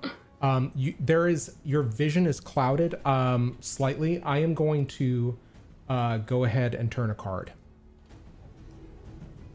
Before I even roll? Yes. Okay, I'll hold off. The Watcher, Sovereign, Parental Figure, Sight, Alertness, Observation, and Knowledge, Mysteries, Rats, Mirrors, and Stone. The wisdom that comes from taking the time to observe and contemplate before acting cannot be overstated. The watcher watches. He observes from afar, assessing and contemplating. He records what he sees and analyzes the data. He remains ever vigilant from his vantage point.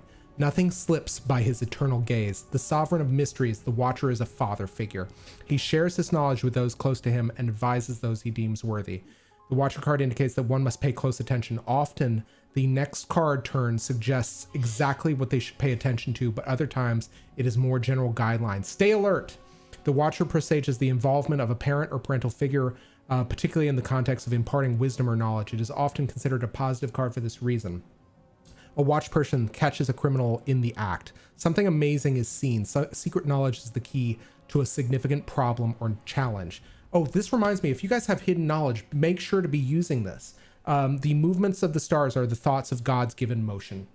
Okay, so this is what I'm going to tell you, is as you look and you are trying to tell Shia these things, your tongue begins to tie and begins to, as you are trying to express something. And then you see out of the corner of your vision a flash of color. As a number of multicolored feathers in your corner of your eye. Something familiar about them. And the feeling passes. I am going to allow you to make that resistance roll with 3 to your venture. Even with the anguish? Even with the anguish, you are going to have -1, but you still have a sovereign in play. So have the 2, yeah. And I'm going to say, yeah, you are going to... It's not my sovereign, but... It's not your sovereign, but it adds 1 to regardless. Oh, interesting. Okay. Yeah. Good to know. That's a 9 on the dice, baby. Excellent. Everything that you intended to say came out exactly as you intended it. I need you to mark that. Mark the 9? Yeah, no, mark this roll. Mark hash mark for me.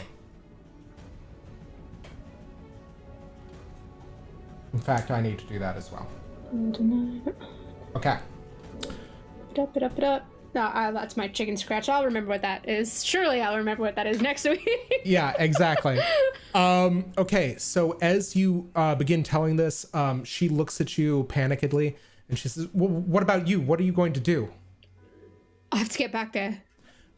She looks at you. She looks at this Colossus that is kind of now lit up.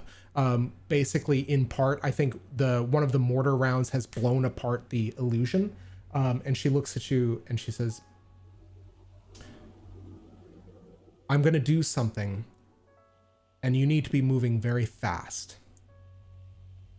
And she looks at you and she points, and there is a door in the middle of the street in front of you, about 20 feet from you. And she says, run. I fly. Okay. My fly speed is a lot faster with the ring, so I just activate it, and off I go. Okay, you fly through the door, and as you find yourself moving through the door, you are traveling in the air through towards, directly in front of you is the trunk that you realize you will need to smash through. All right.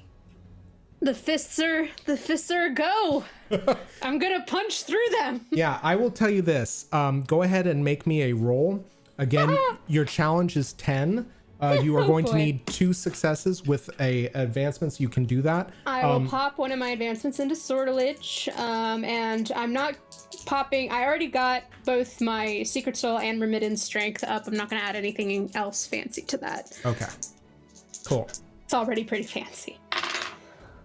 Oh, I got well, hang on a second. One's a 0, but on my sortilege dice, I got an 8. Okay. Plus for the attack, that will make it an 11 from my secret soul, but that's only 1 success. All right. On 1 success, I will tell you this. You smash through, but I think it disorientates you as I think Kieran... I think there is a hole in the wall next to you as you see Everett kind of go back in, at which point I think Ordo's spirit looks at you and says, this is a delicate operation. All right. Do I see the spirit? No, you do Okay. not. Yeah, so that is Everett's go. Okras, you're up. Well, this is fine. Okras is just kind of standing there, having just dramatically shucked themselves out of this death hug. There's any enemies that are still standing? Is there still one standing? There is still one standing, and there is Ethereal. The encroaching darkness. Yeah, the Ethereal Baub is looking at this and kind of like, I think, is standing kind of backwards, aghast, and kind of stepping backwards. I don't know what the fuck all y'all are doing, but encroaching wall of darkness might be a problem. What do you do? Oh, boop the other one. Fuck it, I guess. Yeah. I don't know. Boop. I'm not a. You may boop at will. Yes, and by boop I mean violently smashed with a sledgehammer. Okay. Thank you.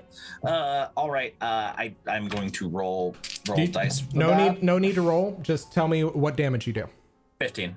Okay. The flat 15. Yeah, again, disintegrated. And now standing in front of you, you see there is what appears to be a very ethereal kind of spiritual figure. And there is a part of you that recognizes what this is. It is a demon in its spiritual form. Not a great time for my armor to go down, which I just checked. I just checked on my depletion. So by the end is near is now down. Myrmidon strength is still up. Excellent. Okay. So you've done your attack. Do you have any other additional actions? Nope. Just chilling. Okay. Excellent. So at least I did inform them of the approaching darkness. So you guys are welcome. I helped. Okay. Which means it is now Allegra's turn. Allegra, what are you doing? Allegra is using her form meets function forte ability again to manufacture another of these circuit breaker devices to plug into an additional juncture. So again, she's going to spend 5 of her sorcery to do this. Question, can she refresh a pool and do this in the same turn, or does she have to wait to refresh a pool to her next turn? I think you have to wait, unless you have 2 actions.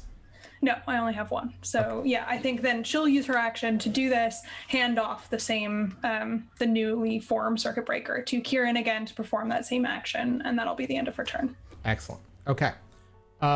So that ends the turn.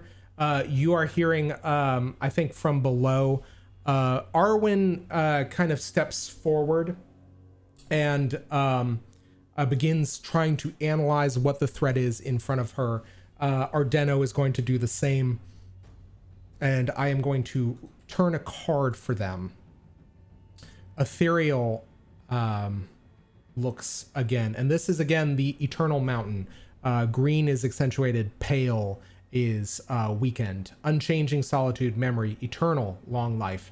The mountain stands alone and unchanging. It always has and it always will. Some find this compelling, others terrifying.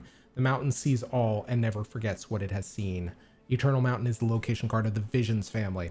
A challenge that lies ahead is insurmountable. Conversely, if one is on the defense, one can weather any storm, any assault, or any ill fate. Eternal Mountain in general predicts a long life, but it can also suggest that one should move forward alone, particularly to better reflect upon the past. Pardon me. We all hope and dread to reach the Eternal Mountain one day. And I think at this point, what ends up happening is Ethereal steps forward, and she looks at all of you and says, I'm going to buy you time. I have to fight the enemy of space alone, and begins to brace herself. What do all of you do? Because it is now the top of the round again. Kieran, you have, once again, you have Ordo and everybody else helping you with these junction boxes. And I think if it's all the same, then I auto succeed again at the second juncture point. 2, done. What is happening as you are kind of undoing these power sources? There's these kind of organic growths kind of going into junction points and like almost moving like capillaries into the central chamber. You have basically diminished one. It begins shriveling and basically disappearing, these organic kind of capillaries, turning gray and shriveling into dust as you tap them. All that's left is the main node, the main junction point. Now, there were like multiple bodies being shoved in here to be sacrificed. Are there other people around or nearby? Ardenno, there is one person that appears to be dead on the ground. There is blood coming from their nose and from their ears. You surmise that this is the one that died because of the kaleidoscope void. The only other one on tap was Kieran, but at the same time, this is a very large facility. The legs probably represent like very large storage rooms from what you could tell. You don't know how many people are left in here. Got it. Thank you. Okay. Everett, you have smashed through this thing. You are disorientated from smashing through. Because you didn't get 2 successes, I am going to say you do incur 3 damage, which you may use physicality to resist. I will. What will that then get me? Negates it. Oh. Okay. Yeah, I think I'm down to, let me just double check. Yep, my last physicality, but well worth it in this case. Okay. Yeah, I think Mott's popping back in, just like, I'm back. Just frantically looking around, just like seeing Kieran and everyone. But he's also looking for Majuin. Yeah, Majuin, I think, is unsure what to do. I think that Majuin is looking with a great deal of bird-like fear, which you cannot tell because there's a helmet illusion there, at the junction points, and is squawking unhelpfully at everything. I go over to him just because, did you find him? Actually, that is a good point. Majuin, I think you see the tail of him as he is moving past this dark miasma. All right. I will retcon that. Never happened. Whoa. Okay, I'm seeing him going. I know that we're checking to see if this place has Jakob. So Mott's like gonna be pondering over this little weird circuit breaker thing that seems to be on the fritz. Mm-hmm. Just what the bloody hell happened? Kieran said, I don't think we have time to talk about that right now. Ordo behind you. Yes, quite. Well, Mott has no idea how to fix any of these things. He breaks things. He doesn't fix them. I think he might just be, well, tell me what to do. Is the thing coming down? What's going on? Kieran, go ahead. Is Mott outside of time also? Or is Mott living normal time, and therefore what he's seeing in our responses is That's a great question. That is a great question. So here's the thing. There is a flurry of movement. I think there's like after image and blurs in your vision. Actually, you know what? Let me roll. Let me turn a card for this. Go ahead. What do you think of this, Zach? I think the crashing through the Colossus was when this time stop just ended. Yeah, absolutely. I think that's the case. Yeah, I think I was kind of like tending it towards like the eternal mountain. As soon as it reasserted itself, it like redominated its time. So if Mott's asking what to do, Kieran, not looking, says, I think there's a demon over there. Mott goes, that I can handle. And the fists light up purple again as he makes his way over to where the demon is. Yeah, and Allegra just kind of waves her hands like, go take care of that. Mm-hmm. Yeah, we got it.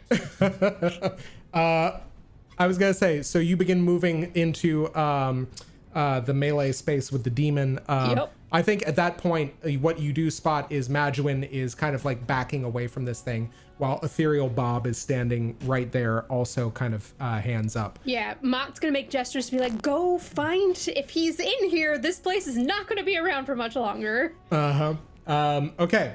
Okras, you're up. Well, no physicality, no sorcery. Hell yeah, let's do this thing. Let's do this. I live for this shit. No. That's right, Okras, as played by Vin Diesel. All right. Does this demon look like it has word? Does it look like it can talk? There is this kind of almost like gator-like mouth and maw. You can see kind of like all these kind of like tendrils filling the air. The air is noxious with the smoke that you recognize as cigarette and cigar smoke. But like, I mean, less like one person out having a cigarette enjoying it. It is like basically like walking into a casino. It is beginning to fill your lungs. Not only that, they are just they seem to be whatever this thing is, these kind of translucent extremities and limbs are kind of moving all over, along with these kind of like tentacles. You can kind of make out these kind of golden chains and necklaces, and a large kind of bulbous form, as if made out of mist and smoke, that appears to fill the area around you. And you just hear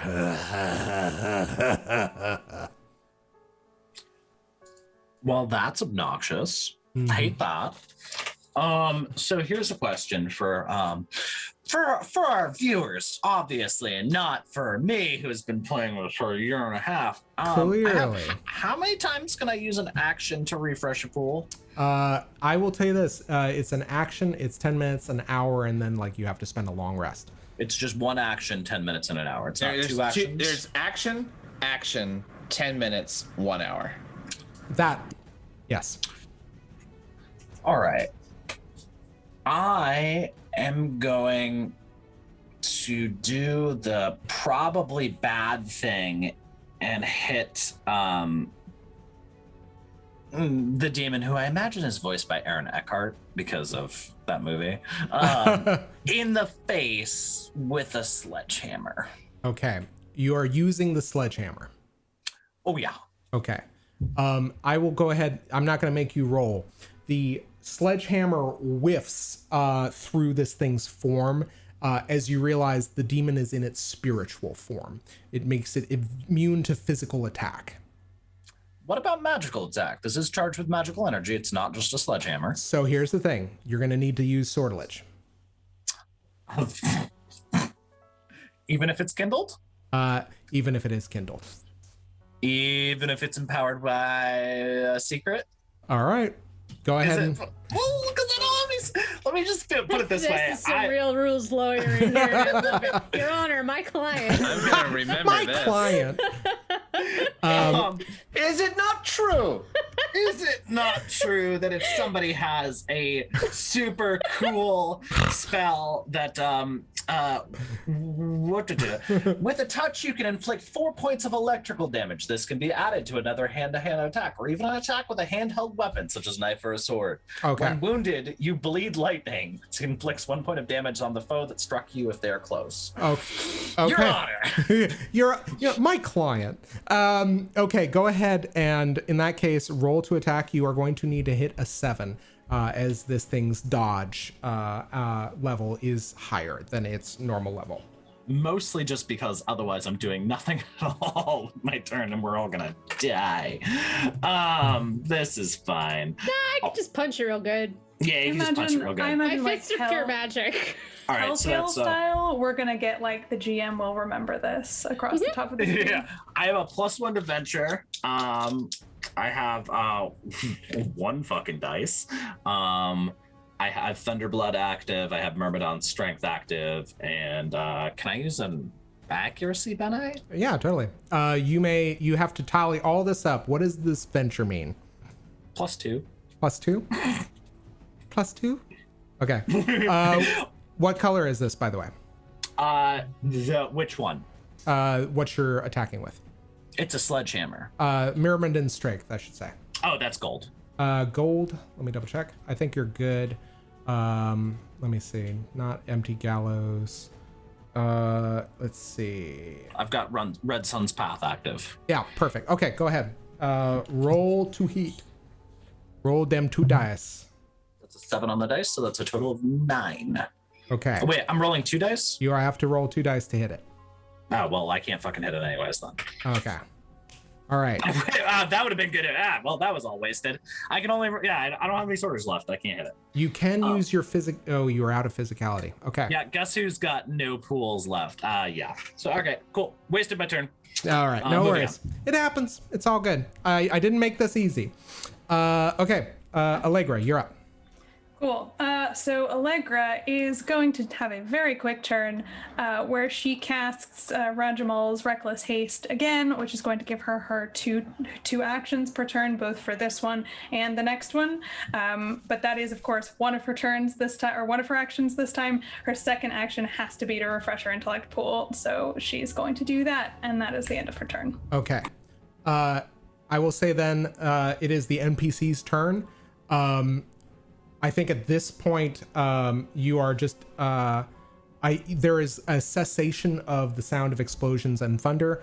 I think what is going to happen is that Arwen and Ardenno are going to look at you, and they are going to, I think what happens is Arwen is going to look at you, and basically seeing how hale and hearty Ardenno is going to grab his shoulder and then reach forward to touch you, Okras, and you are going to get 3 physicality back as she transfers vitality.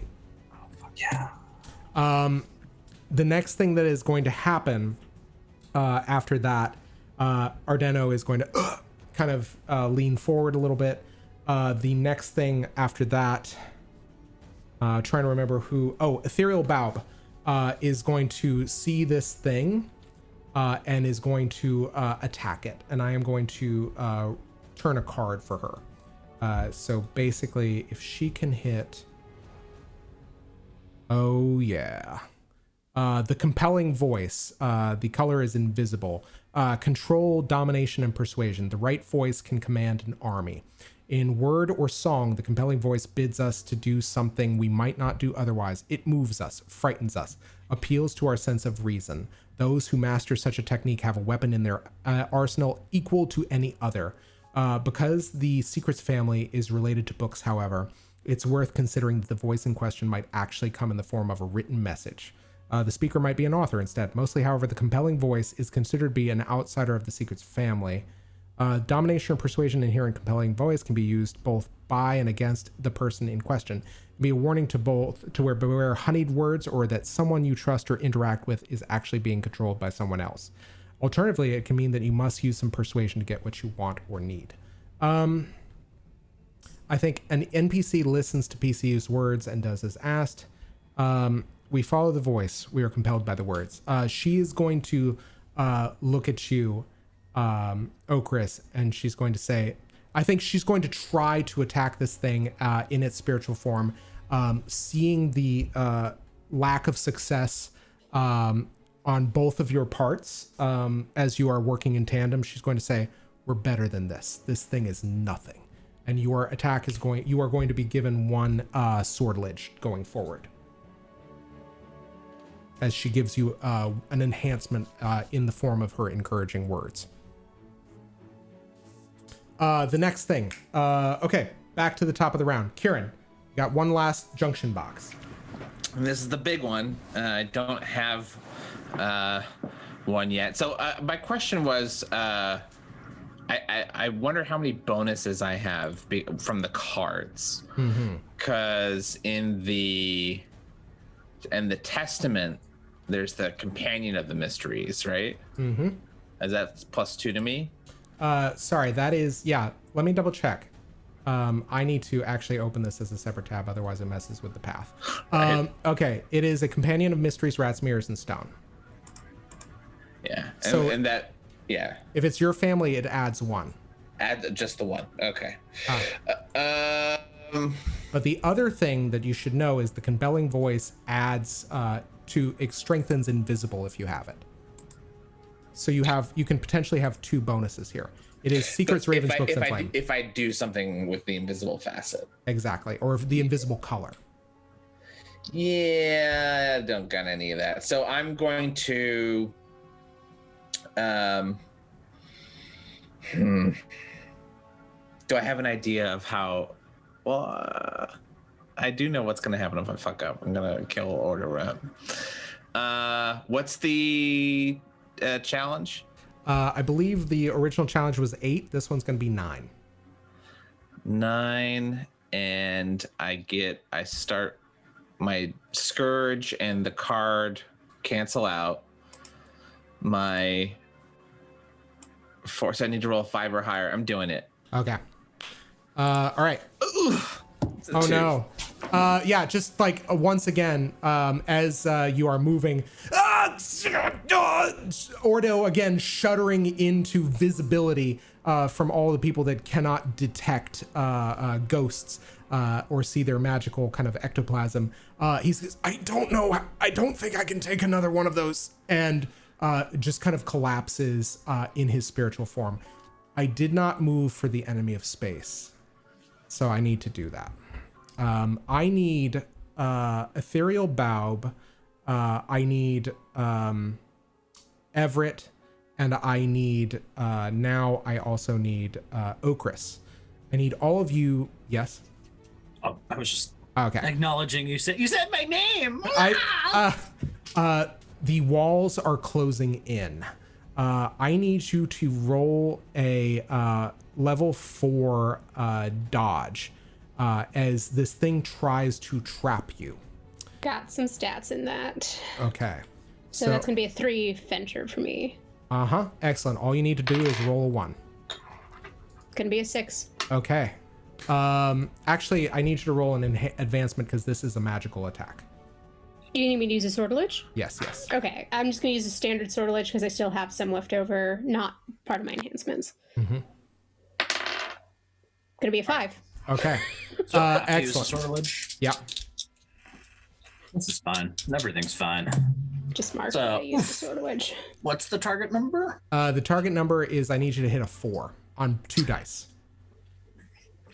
One, on the sortilege, yes. On the other one, no. That was a fail for Okras. Okay, so you are going to take 4 points of damage, unless you use a physicality to negate 3, as a wall begins to close around you.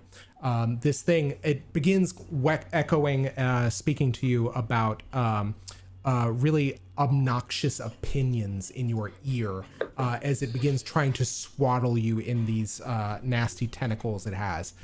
Just you hear just like, Vizsla aren't all really that special. I hear they're all just, kind of mongrels, really.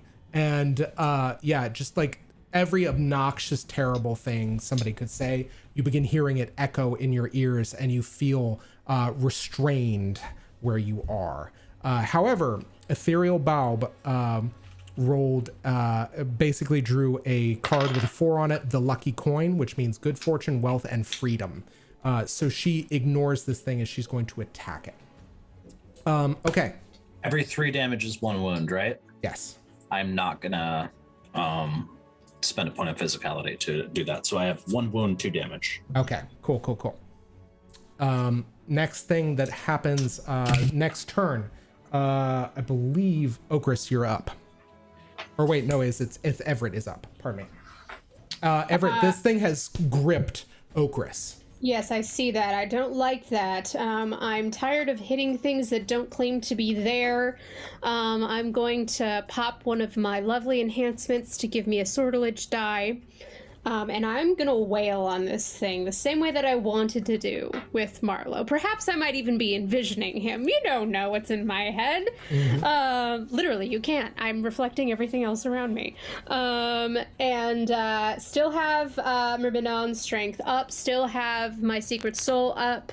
I am just going to hit this thing. Excellent. I don't know what my venture is, but I'm just rolling it now. You're going to need to hit a 7. Okay. Well, we're good on both counts because with the +3, that pops me up to 7 on the standard dice, so exactly, and an 8 on the sortilege dice. How much damage do you do? Yes, let me do math real quick here. Dun. Since my terror strike gives me 2, my telestic strike, thereby being magic, is another 2. Mm-hmm. Myrmidon's strength gives me 3. And my secret soul gives me another 3, so that's 10 points of damage. 10 points of damage. You see this thing as it is beginning to pull Okras in, as almost as if to devour it with this gator-like jaw. You smack it with this thing, and not only that, your secret soul is active. Did you count that damage? Yes, I did. Cool. So as you impact it, it just gets knocked back, this horrifying demon, and begins kind of scooting backwards, looking at you. Where the hell did you come from? And at which point, Okras, you are now free. Sweet. Okay, Okras, you're up. I am gonna go ahead and use my my second action to refresh that sweet sorcery pool, so I can do stuff. I have no points of sortilege remaining because I was forced to use one to make that other roll. But that means that I I have 3 points of physicality remaining and back up to 14 sorcery. Excellent. Yep. So Okras is just shit. This just looks like Okras is just kind of like doing the dog with dog shake, ears in water kind of vibe as they just shake off like this moment of crushing awful and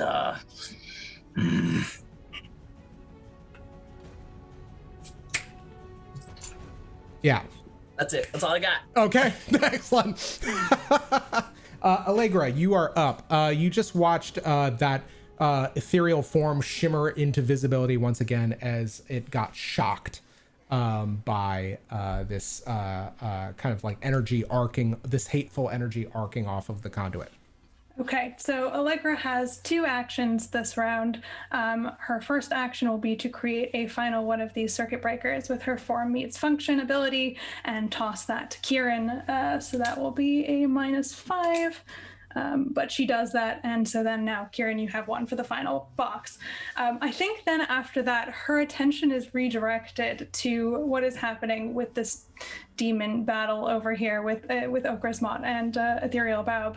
And I think she's going to take 1 look at that. She's going to hesitate a moment, and then she's going to go, for the love of Vizsla, and she's going to cast Agonizmic Confrontation, level 5. I challenge another being within long range to a spirit battle. We both leave our current forms and enter into a noosphere battleground. Each round thereafter, I attempt a sorcery-based action with the being's level as my challenge. If I succeed 3 times before I fail 3 times, I am triumphant. They are rendered insensate, unable to act for an hour, and the spell ends. If I fail 3 times before I succeed 3 times, they have prevailed. I fall unconscious for an hour, and the spell ends. During the battle, neither of us can take any other actions, and our bodies are motionless and vulnerable. The faint images of our ghostly struggle manifest in the space between us, as though we grip each other's throats, or the closest equivalent. If either of us suffers damage from an outside source during this time, we both suffer the damage. Excellent. Okay. So what happens is this, because this thing does not have a corporeal body, it vanishes from the trunk. And your body collapses, Arwen panicking as you fall to the ground, invoking the spirit battle.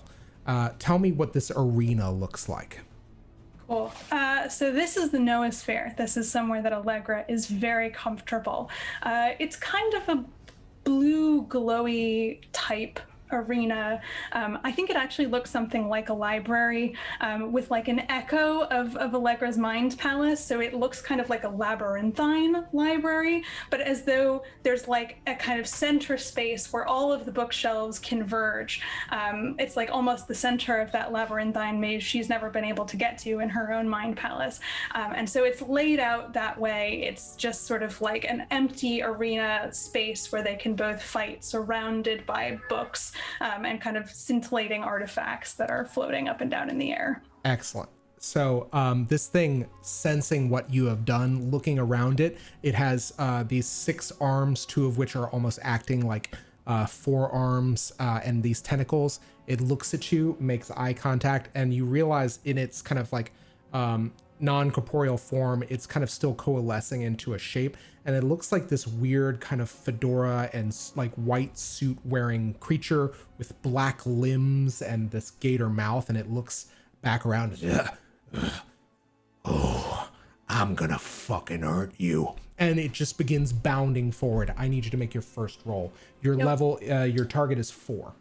Okay, now remind me because I know we went over this with Kieran, but in terms of like cards that are on the Testament, the Companion, etc., do I have family bonuses to this roll or not? I do not think so.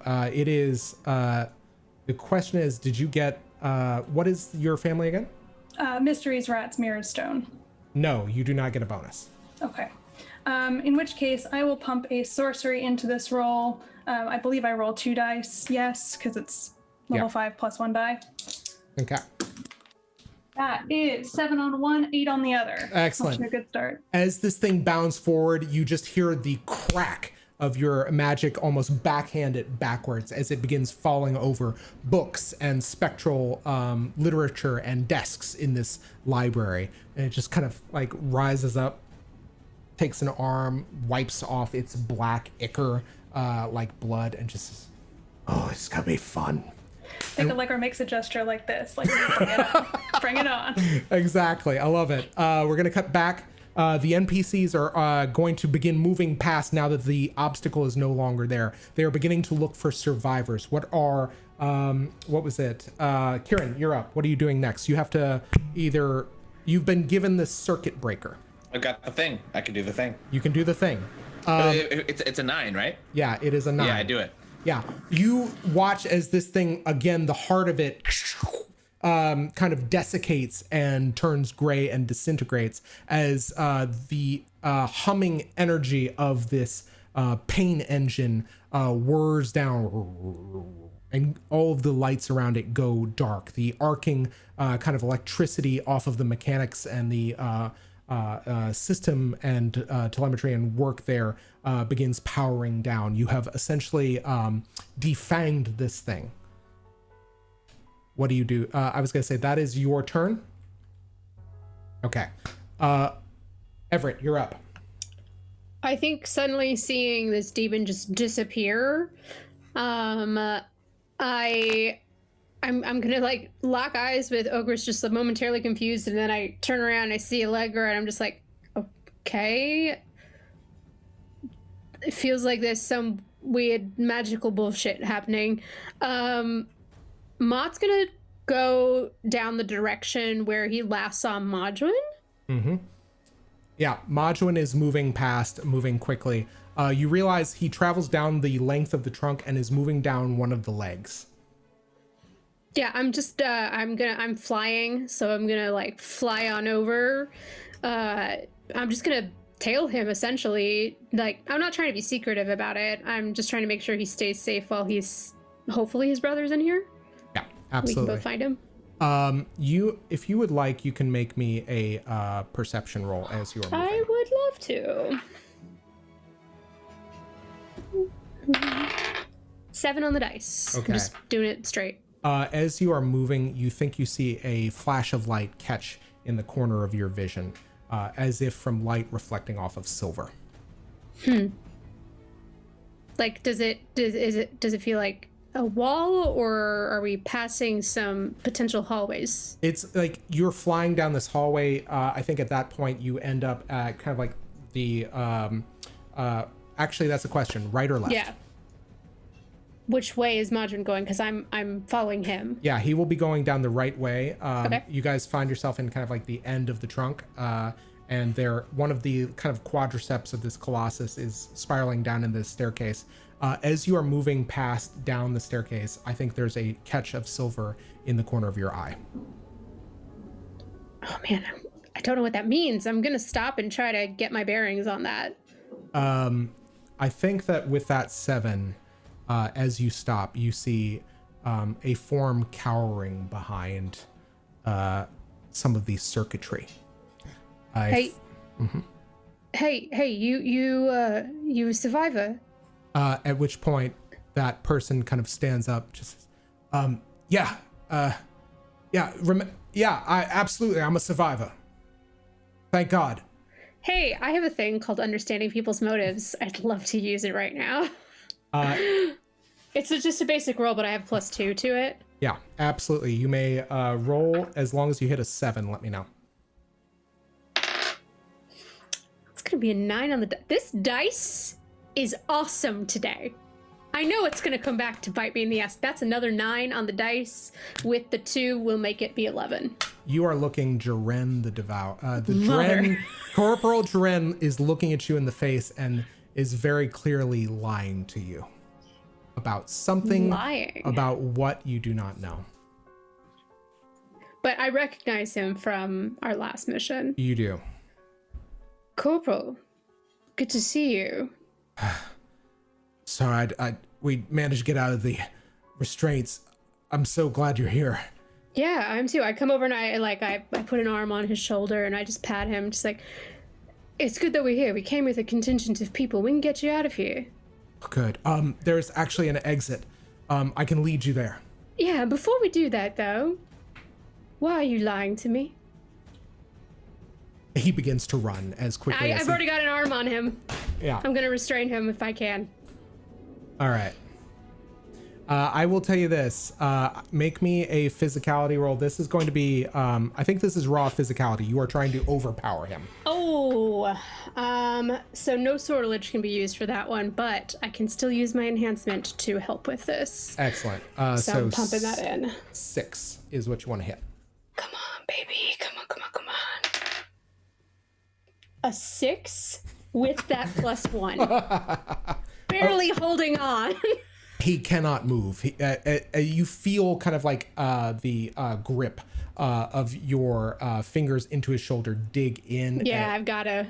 Yeah. He's like, let's try that one again, shall we? Okay. And he looks back, and that is going to be your turn. I believe, Okras, you are up.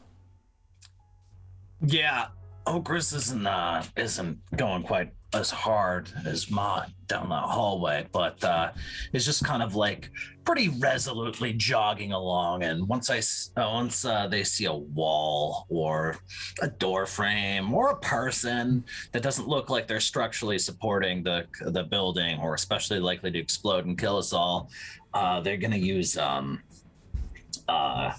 what's the word I'm looking for here? Leech reality to just take top off a little bit on the old gas tank. Okay. All right. So I will tell you this. If there is a structure that seems to be like load bearing, or what are you like, Not is there a limit there? Nothing okay. load bearing. Okay. I will tell you this. A lot of the equipment has gone inert.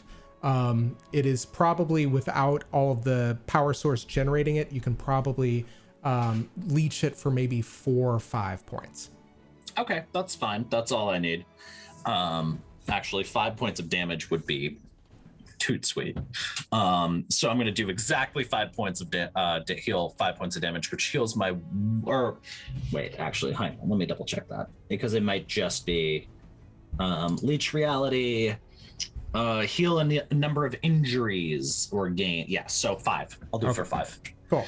Yeah. So you watch this thing shudder out of existence as you leech its power back unto you. With that scourge dealt with from the wound, thank you for reminding me, Bill. Okras is just gonna stomp resolutely down that hallway after Mott. I mean, the eggheads kind of got their hands full over there. Allegra is, I don't know, being unconscious. Good for her. And everyone's just taking that in stride, and I love it.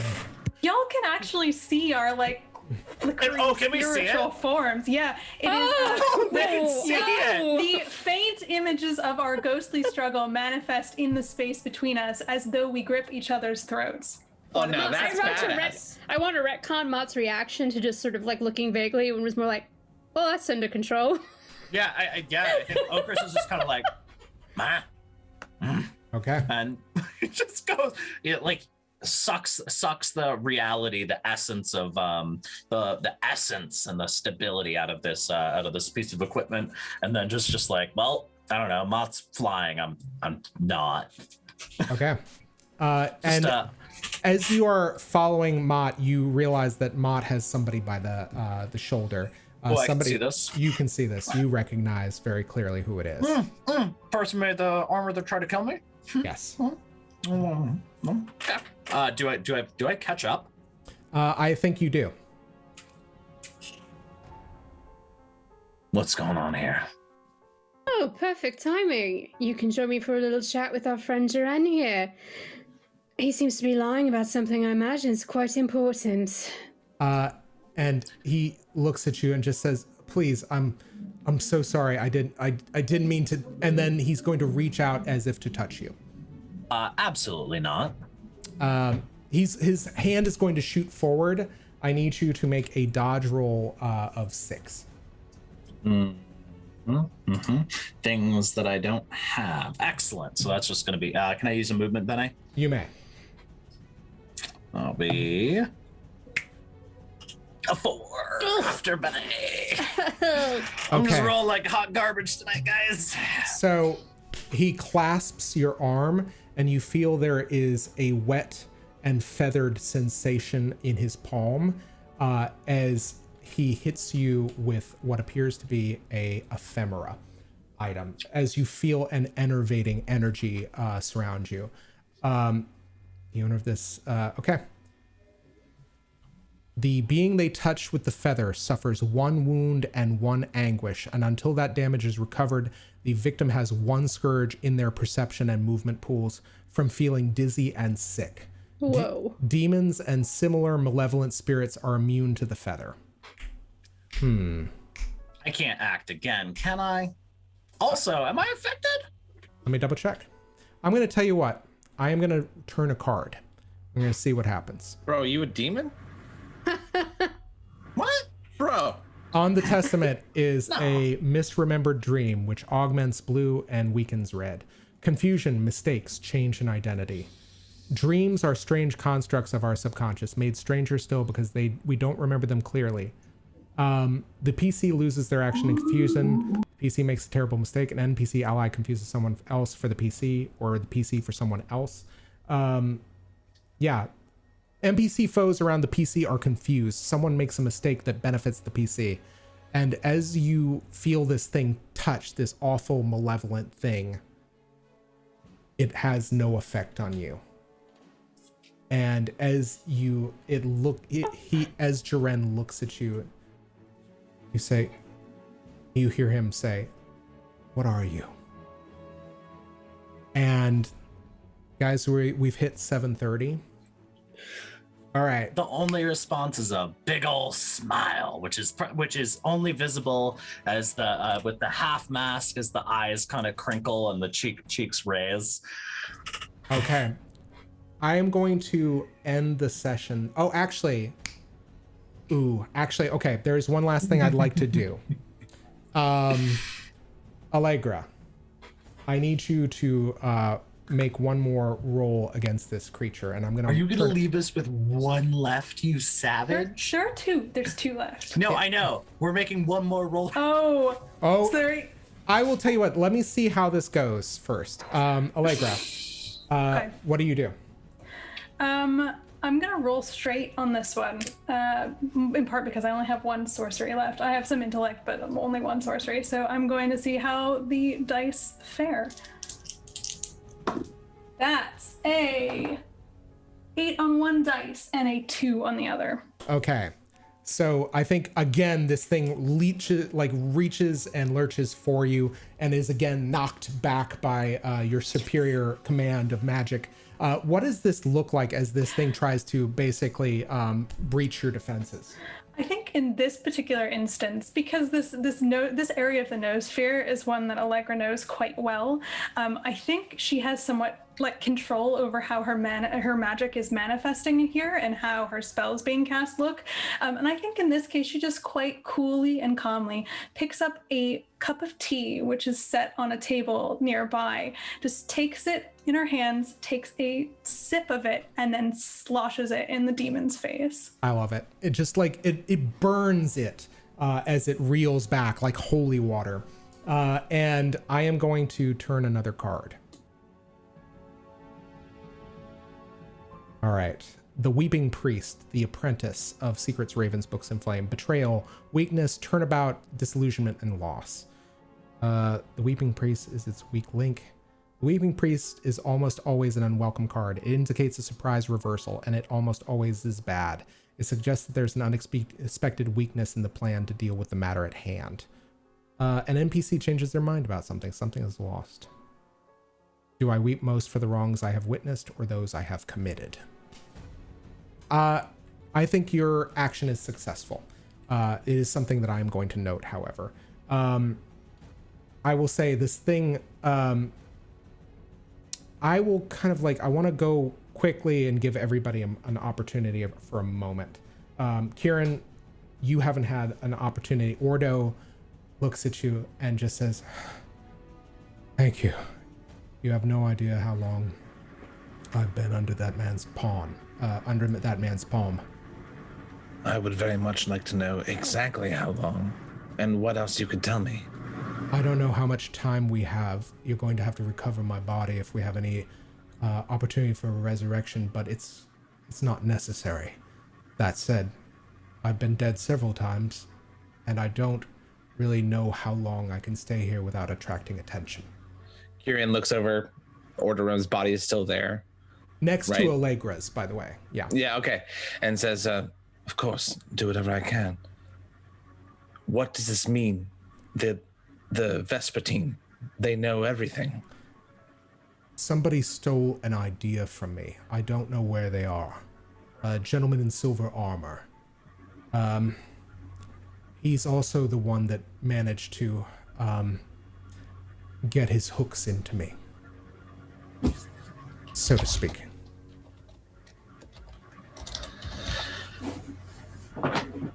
And Kieran says, before you go, this place, this could be the component that we've been looking for. We could reshape this. We could end the war. We can't. This thing, it was enticing. It was an opportunity, I thought. As I worked on it, my mind began to be lost in his. Whatever this thing does, it hurts the actuality by using it. There are some bits of research here. There are resources. I can't recall a lot. But what it does is it takes the fortes and the abilities of people that it sacrifices and it magnifies them, but at the expense of tearing something out of the actuality. In essence, it accelerates the chaos that the Vespertine are trying to accomplish. It is an engine of pain, but nothing more. Behind the cloth mask, Kieran looks disappointed and says, right, well, where do I meet you with your body? If you can get me back to our headquarters, perhaps General Kazan can help resurrect me, or perhaps given enough time I can do it myself, but we don't have much time now. We have to move. Kieran kind of grabs his hand and like does like a double clasp of it and says, thank you. And there is just kind of like this very tacit, very formal nod as that kind of almost corporeal ectoplasmic figure vanishes and turns invisible. Yeah, I will tell you this. Allegra, while this is going on, while you guys are about to embark on this kind of mini interrogation, while the other NPCs are moving forward, I think Ethereal is kind of like watching all of you move, and I think Root has found his way in.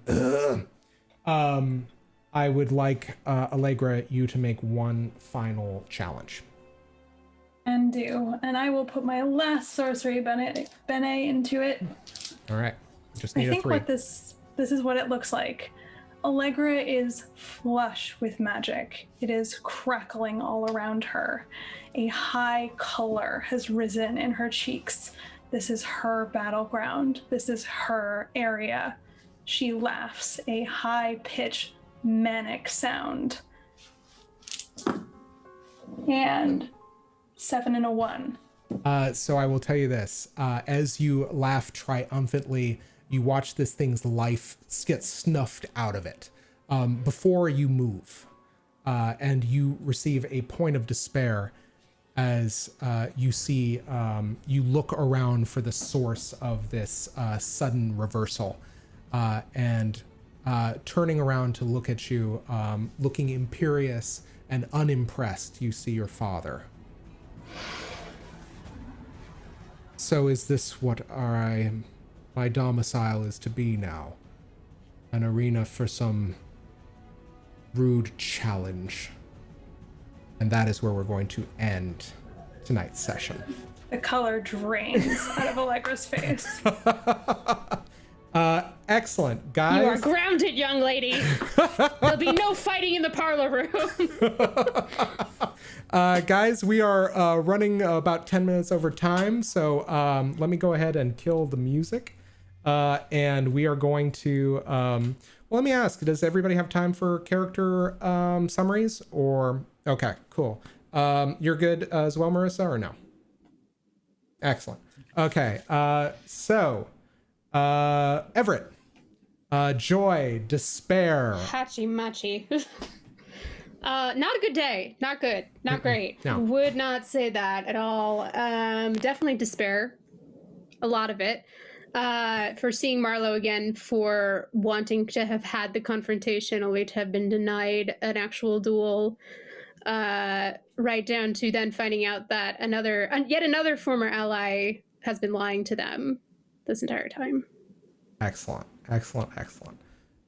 So Mark despair, 2 acumen for finding it in yourself to resist Marlowe's influence. Thank you, dice. Bill, joy, or not Bill, pardon me, Kieran, joy, despair. I think, again, this is Maurice watching through Kieran's eyes. I think that Maurice found joy in seeing Kieran not only succeed in this task with the help of his teammates that he did not want, and this makes Maurice very happy, but also the conversation that he had with Ordo Rem, and to see this underneath the gruff exterior, to see someone that actually cared. So that'll be a joy. Excellent. Mark, joy, and 2 acumen as well. For disabling the junction boxes as quickly as you could. Okras, joy, despair. Oh, this will be a joy, I think. There's it sucks. You can't trust anybody anyways. And there was a lot of good smashing. I think they got to test themselves against something big. And there's kind of this artistic beauty and just kind of liberating this dead god's body from this corrupted malfeasant usage. And I think for Twigg watching also, I would say it's also joy, because this is some indication that they did not start this fight that they happened to end. That Jaren can go fuck himself in every incarnation. And so there's kind of a moral culpability that feels that is kind of lifted. Excellent. And Mark, 2 acumen for making your way through these torturous wretches, and for I guess kind of putting an ending to these things that needed to be ended. finally, and also for, I think, overall kind of witnessing the triumph over this thing that was making you sick and weak. Finally, Allegra, joy or despair? I think seen through Kyrrie's eyes, it's a joy here.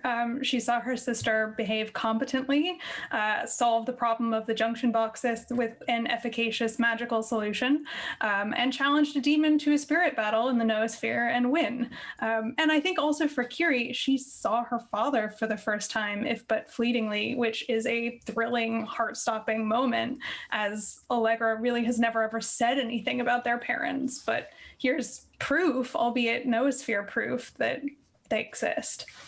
Absolutely. Well done. And take two acumen for giving Kieran the extra tool he needed to finally disarm this engine of pain. 3 times. Yeah, well done. Guys, well done. I didn't make this easy. I tried my best. But I will say you guys did a really great job. So now with kind of time once again running long, everybody, let's do some shout outs and plugs. That's what I mean. I've been looking way too much at way too many like technical softwares. Anyway, shout outs and plugs. Marcy.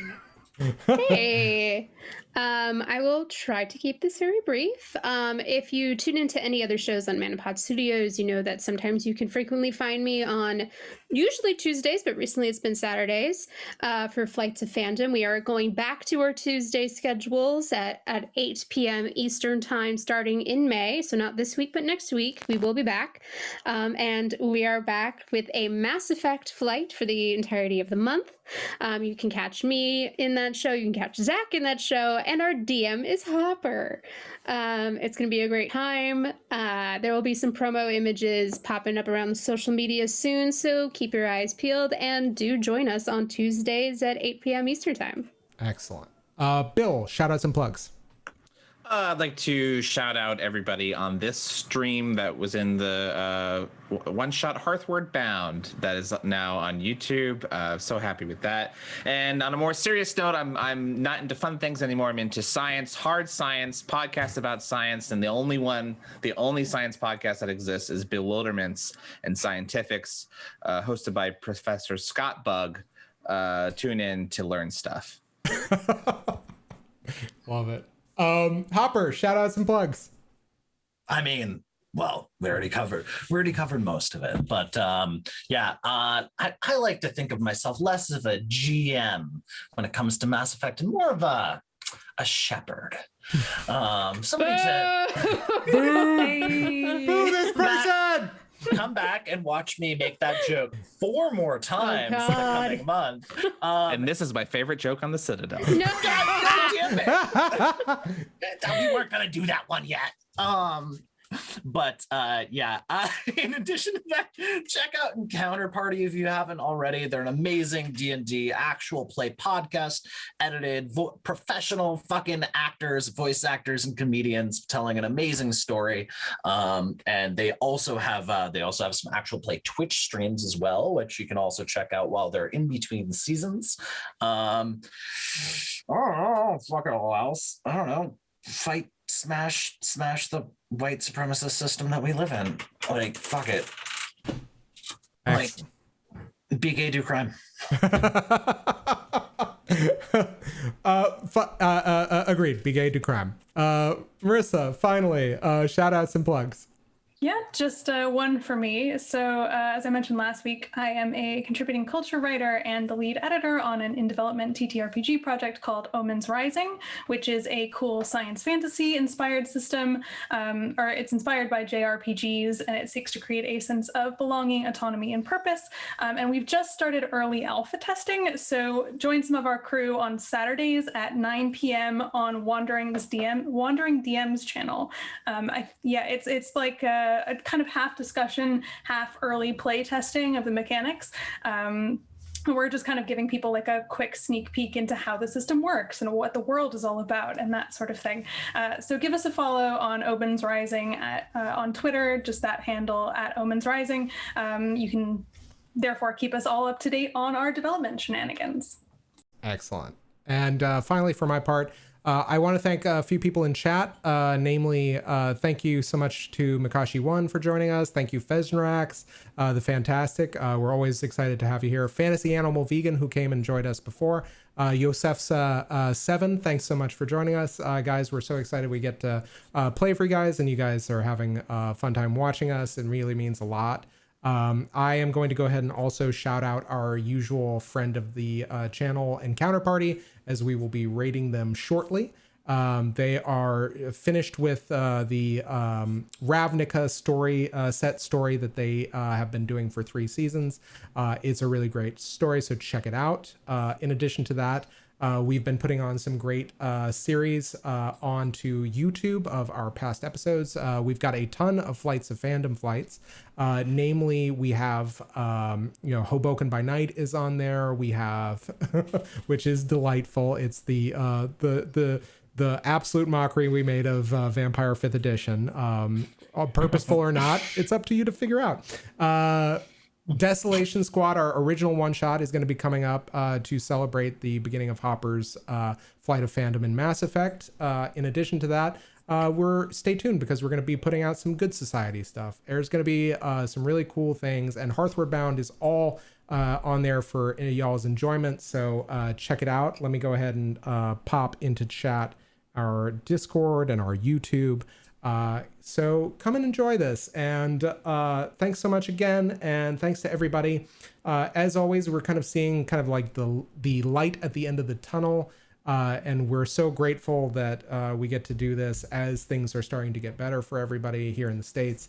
But in the meantime, the most important thing is you still, take care of each other, take care of yourselves, be there for the folks that need it. And in the meantime, I hope that the invisible sun shines on you all. So guys, have a great night, and we'll see you in 2 weeks. Fesnrax, thanks for the bits. Thanks, Bits. Thanks, Fesnrax. Night, y'all.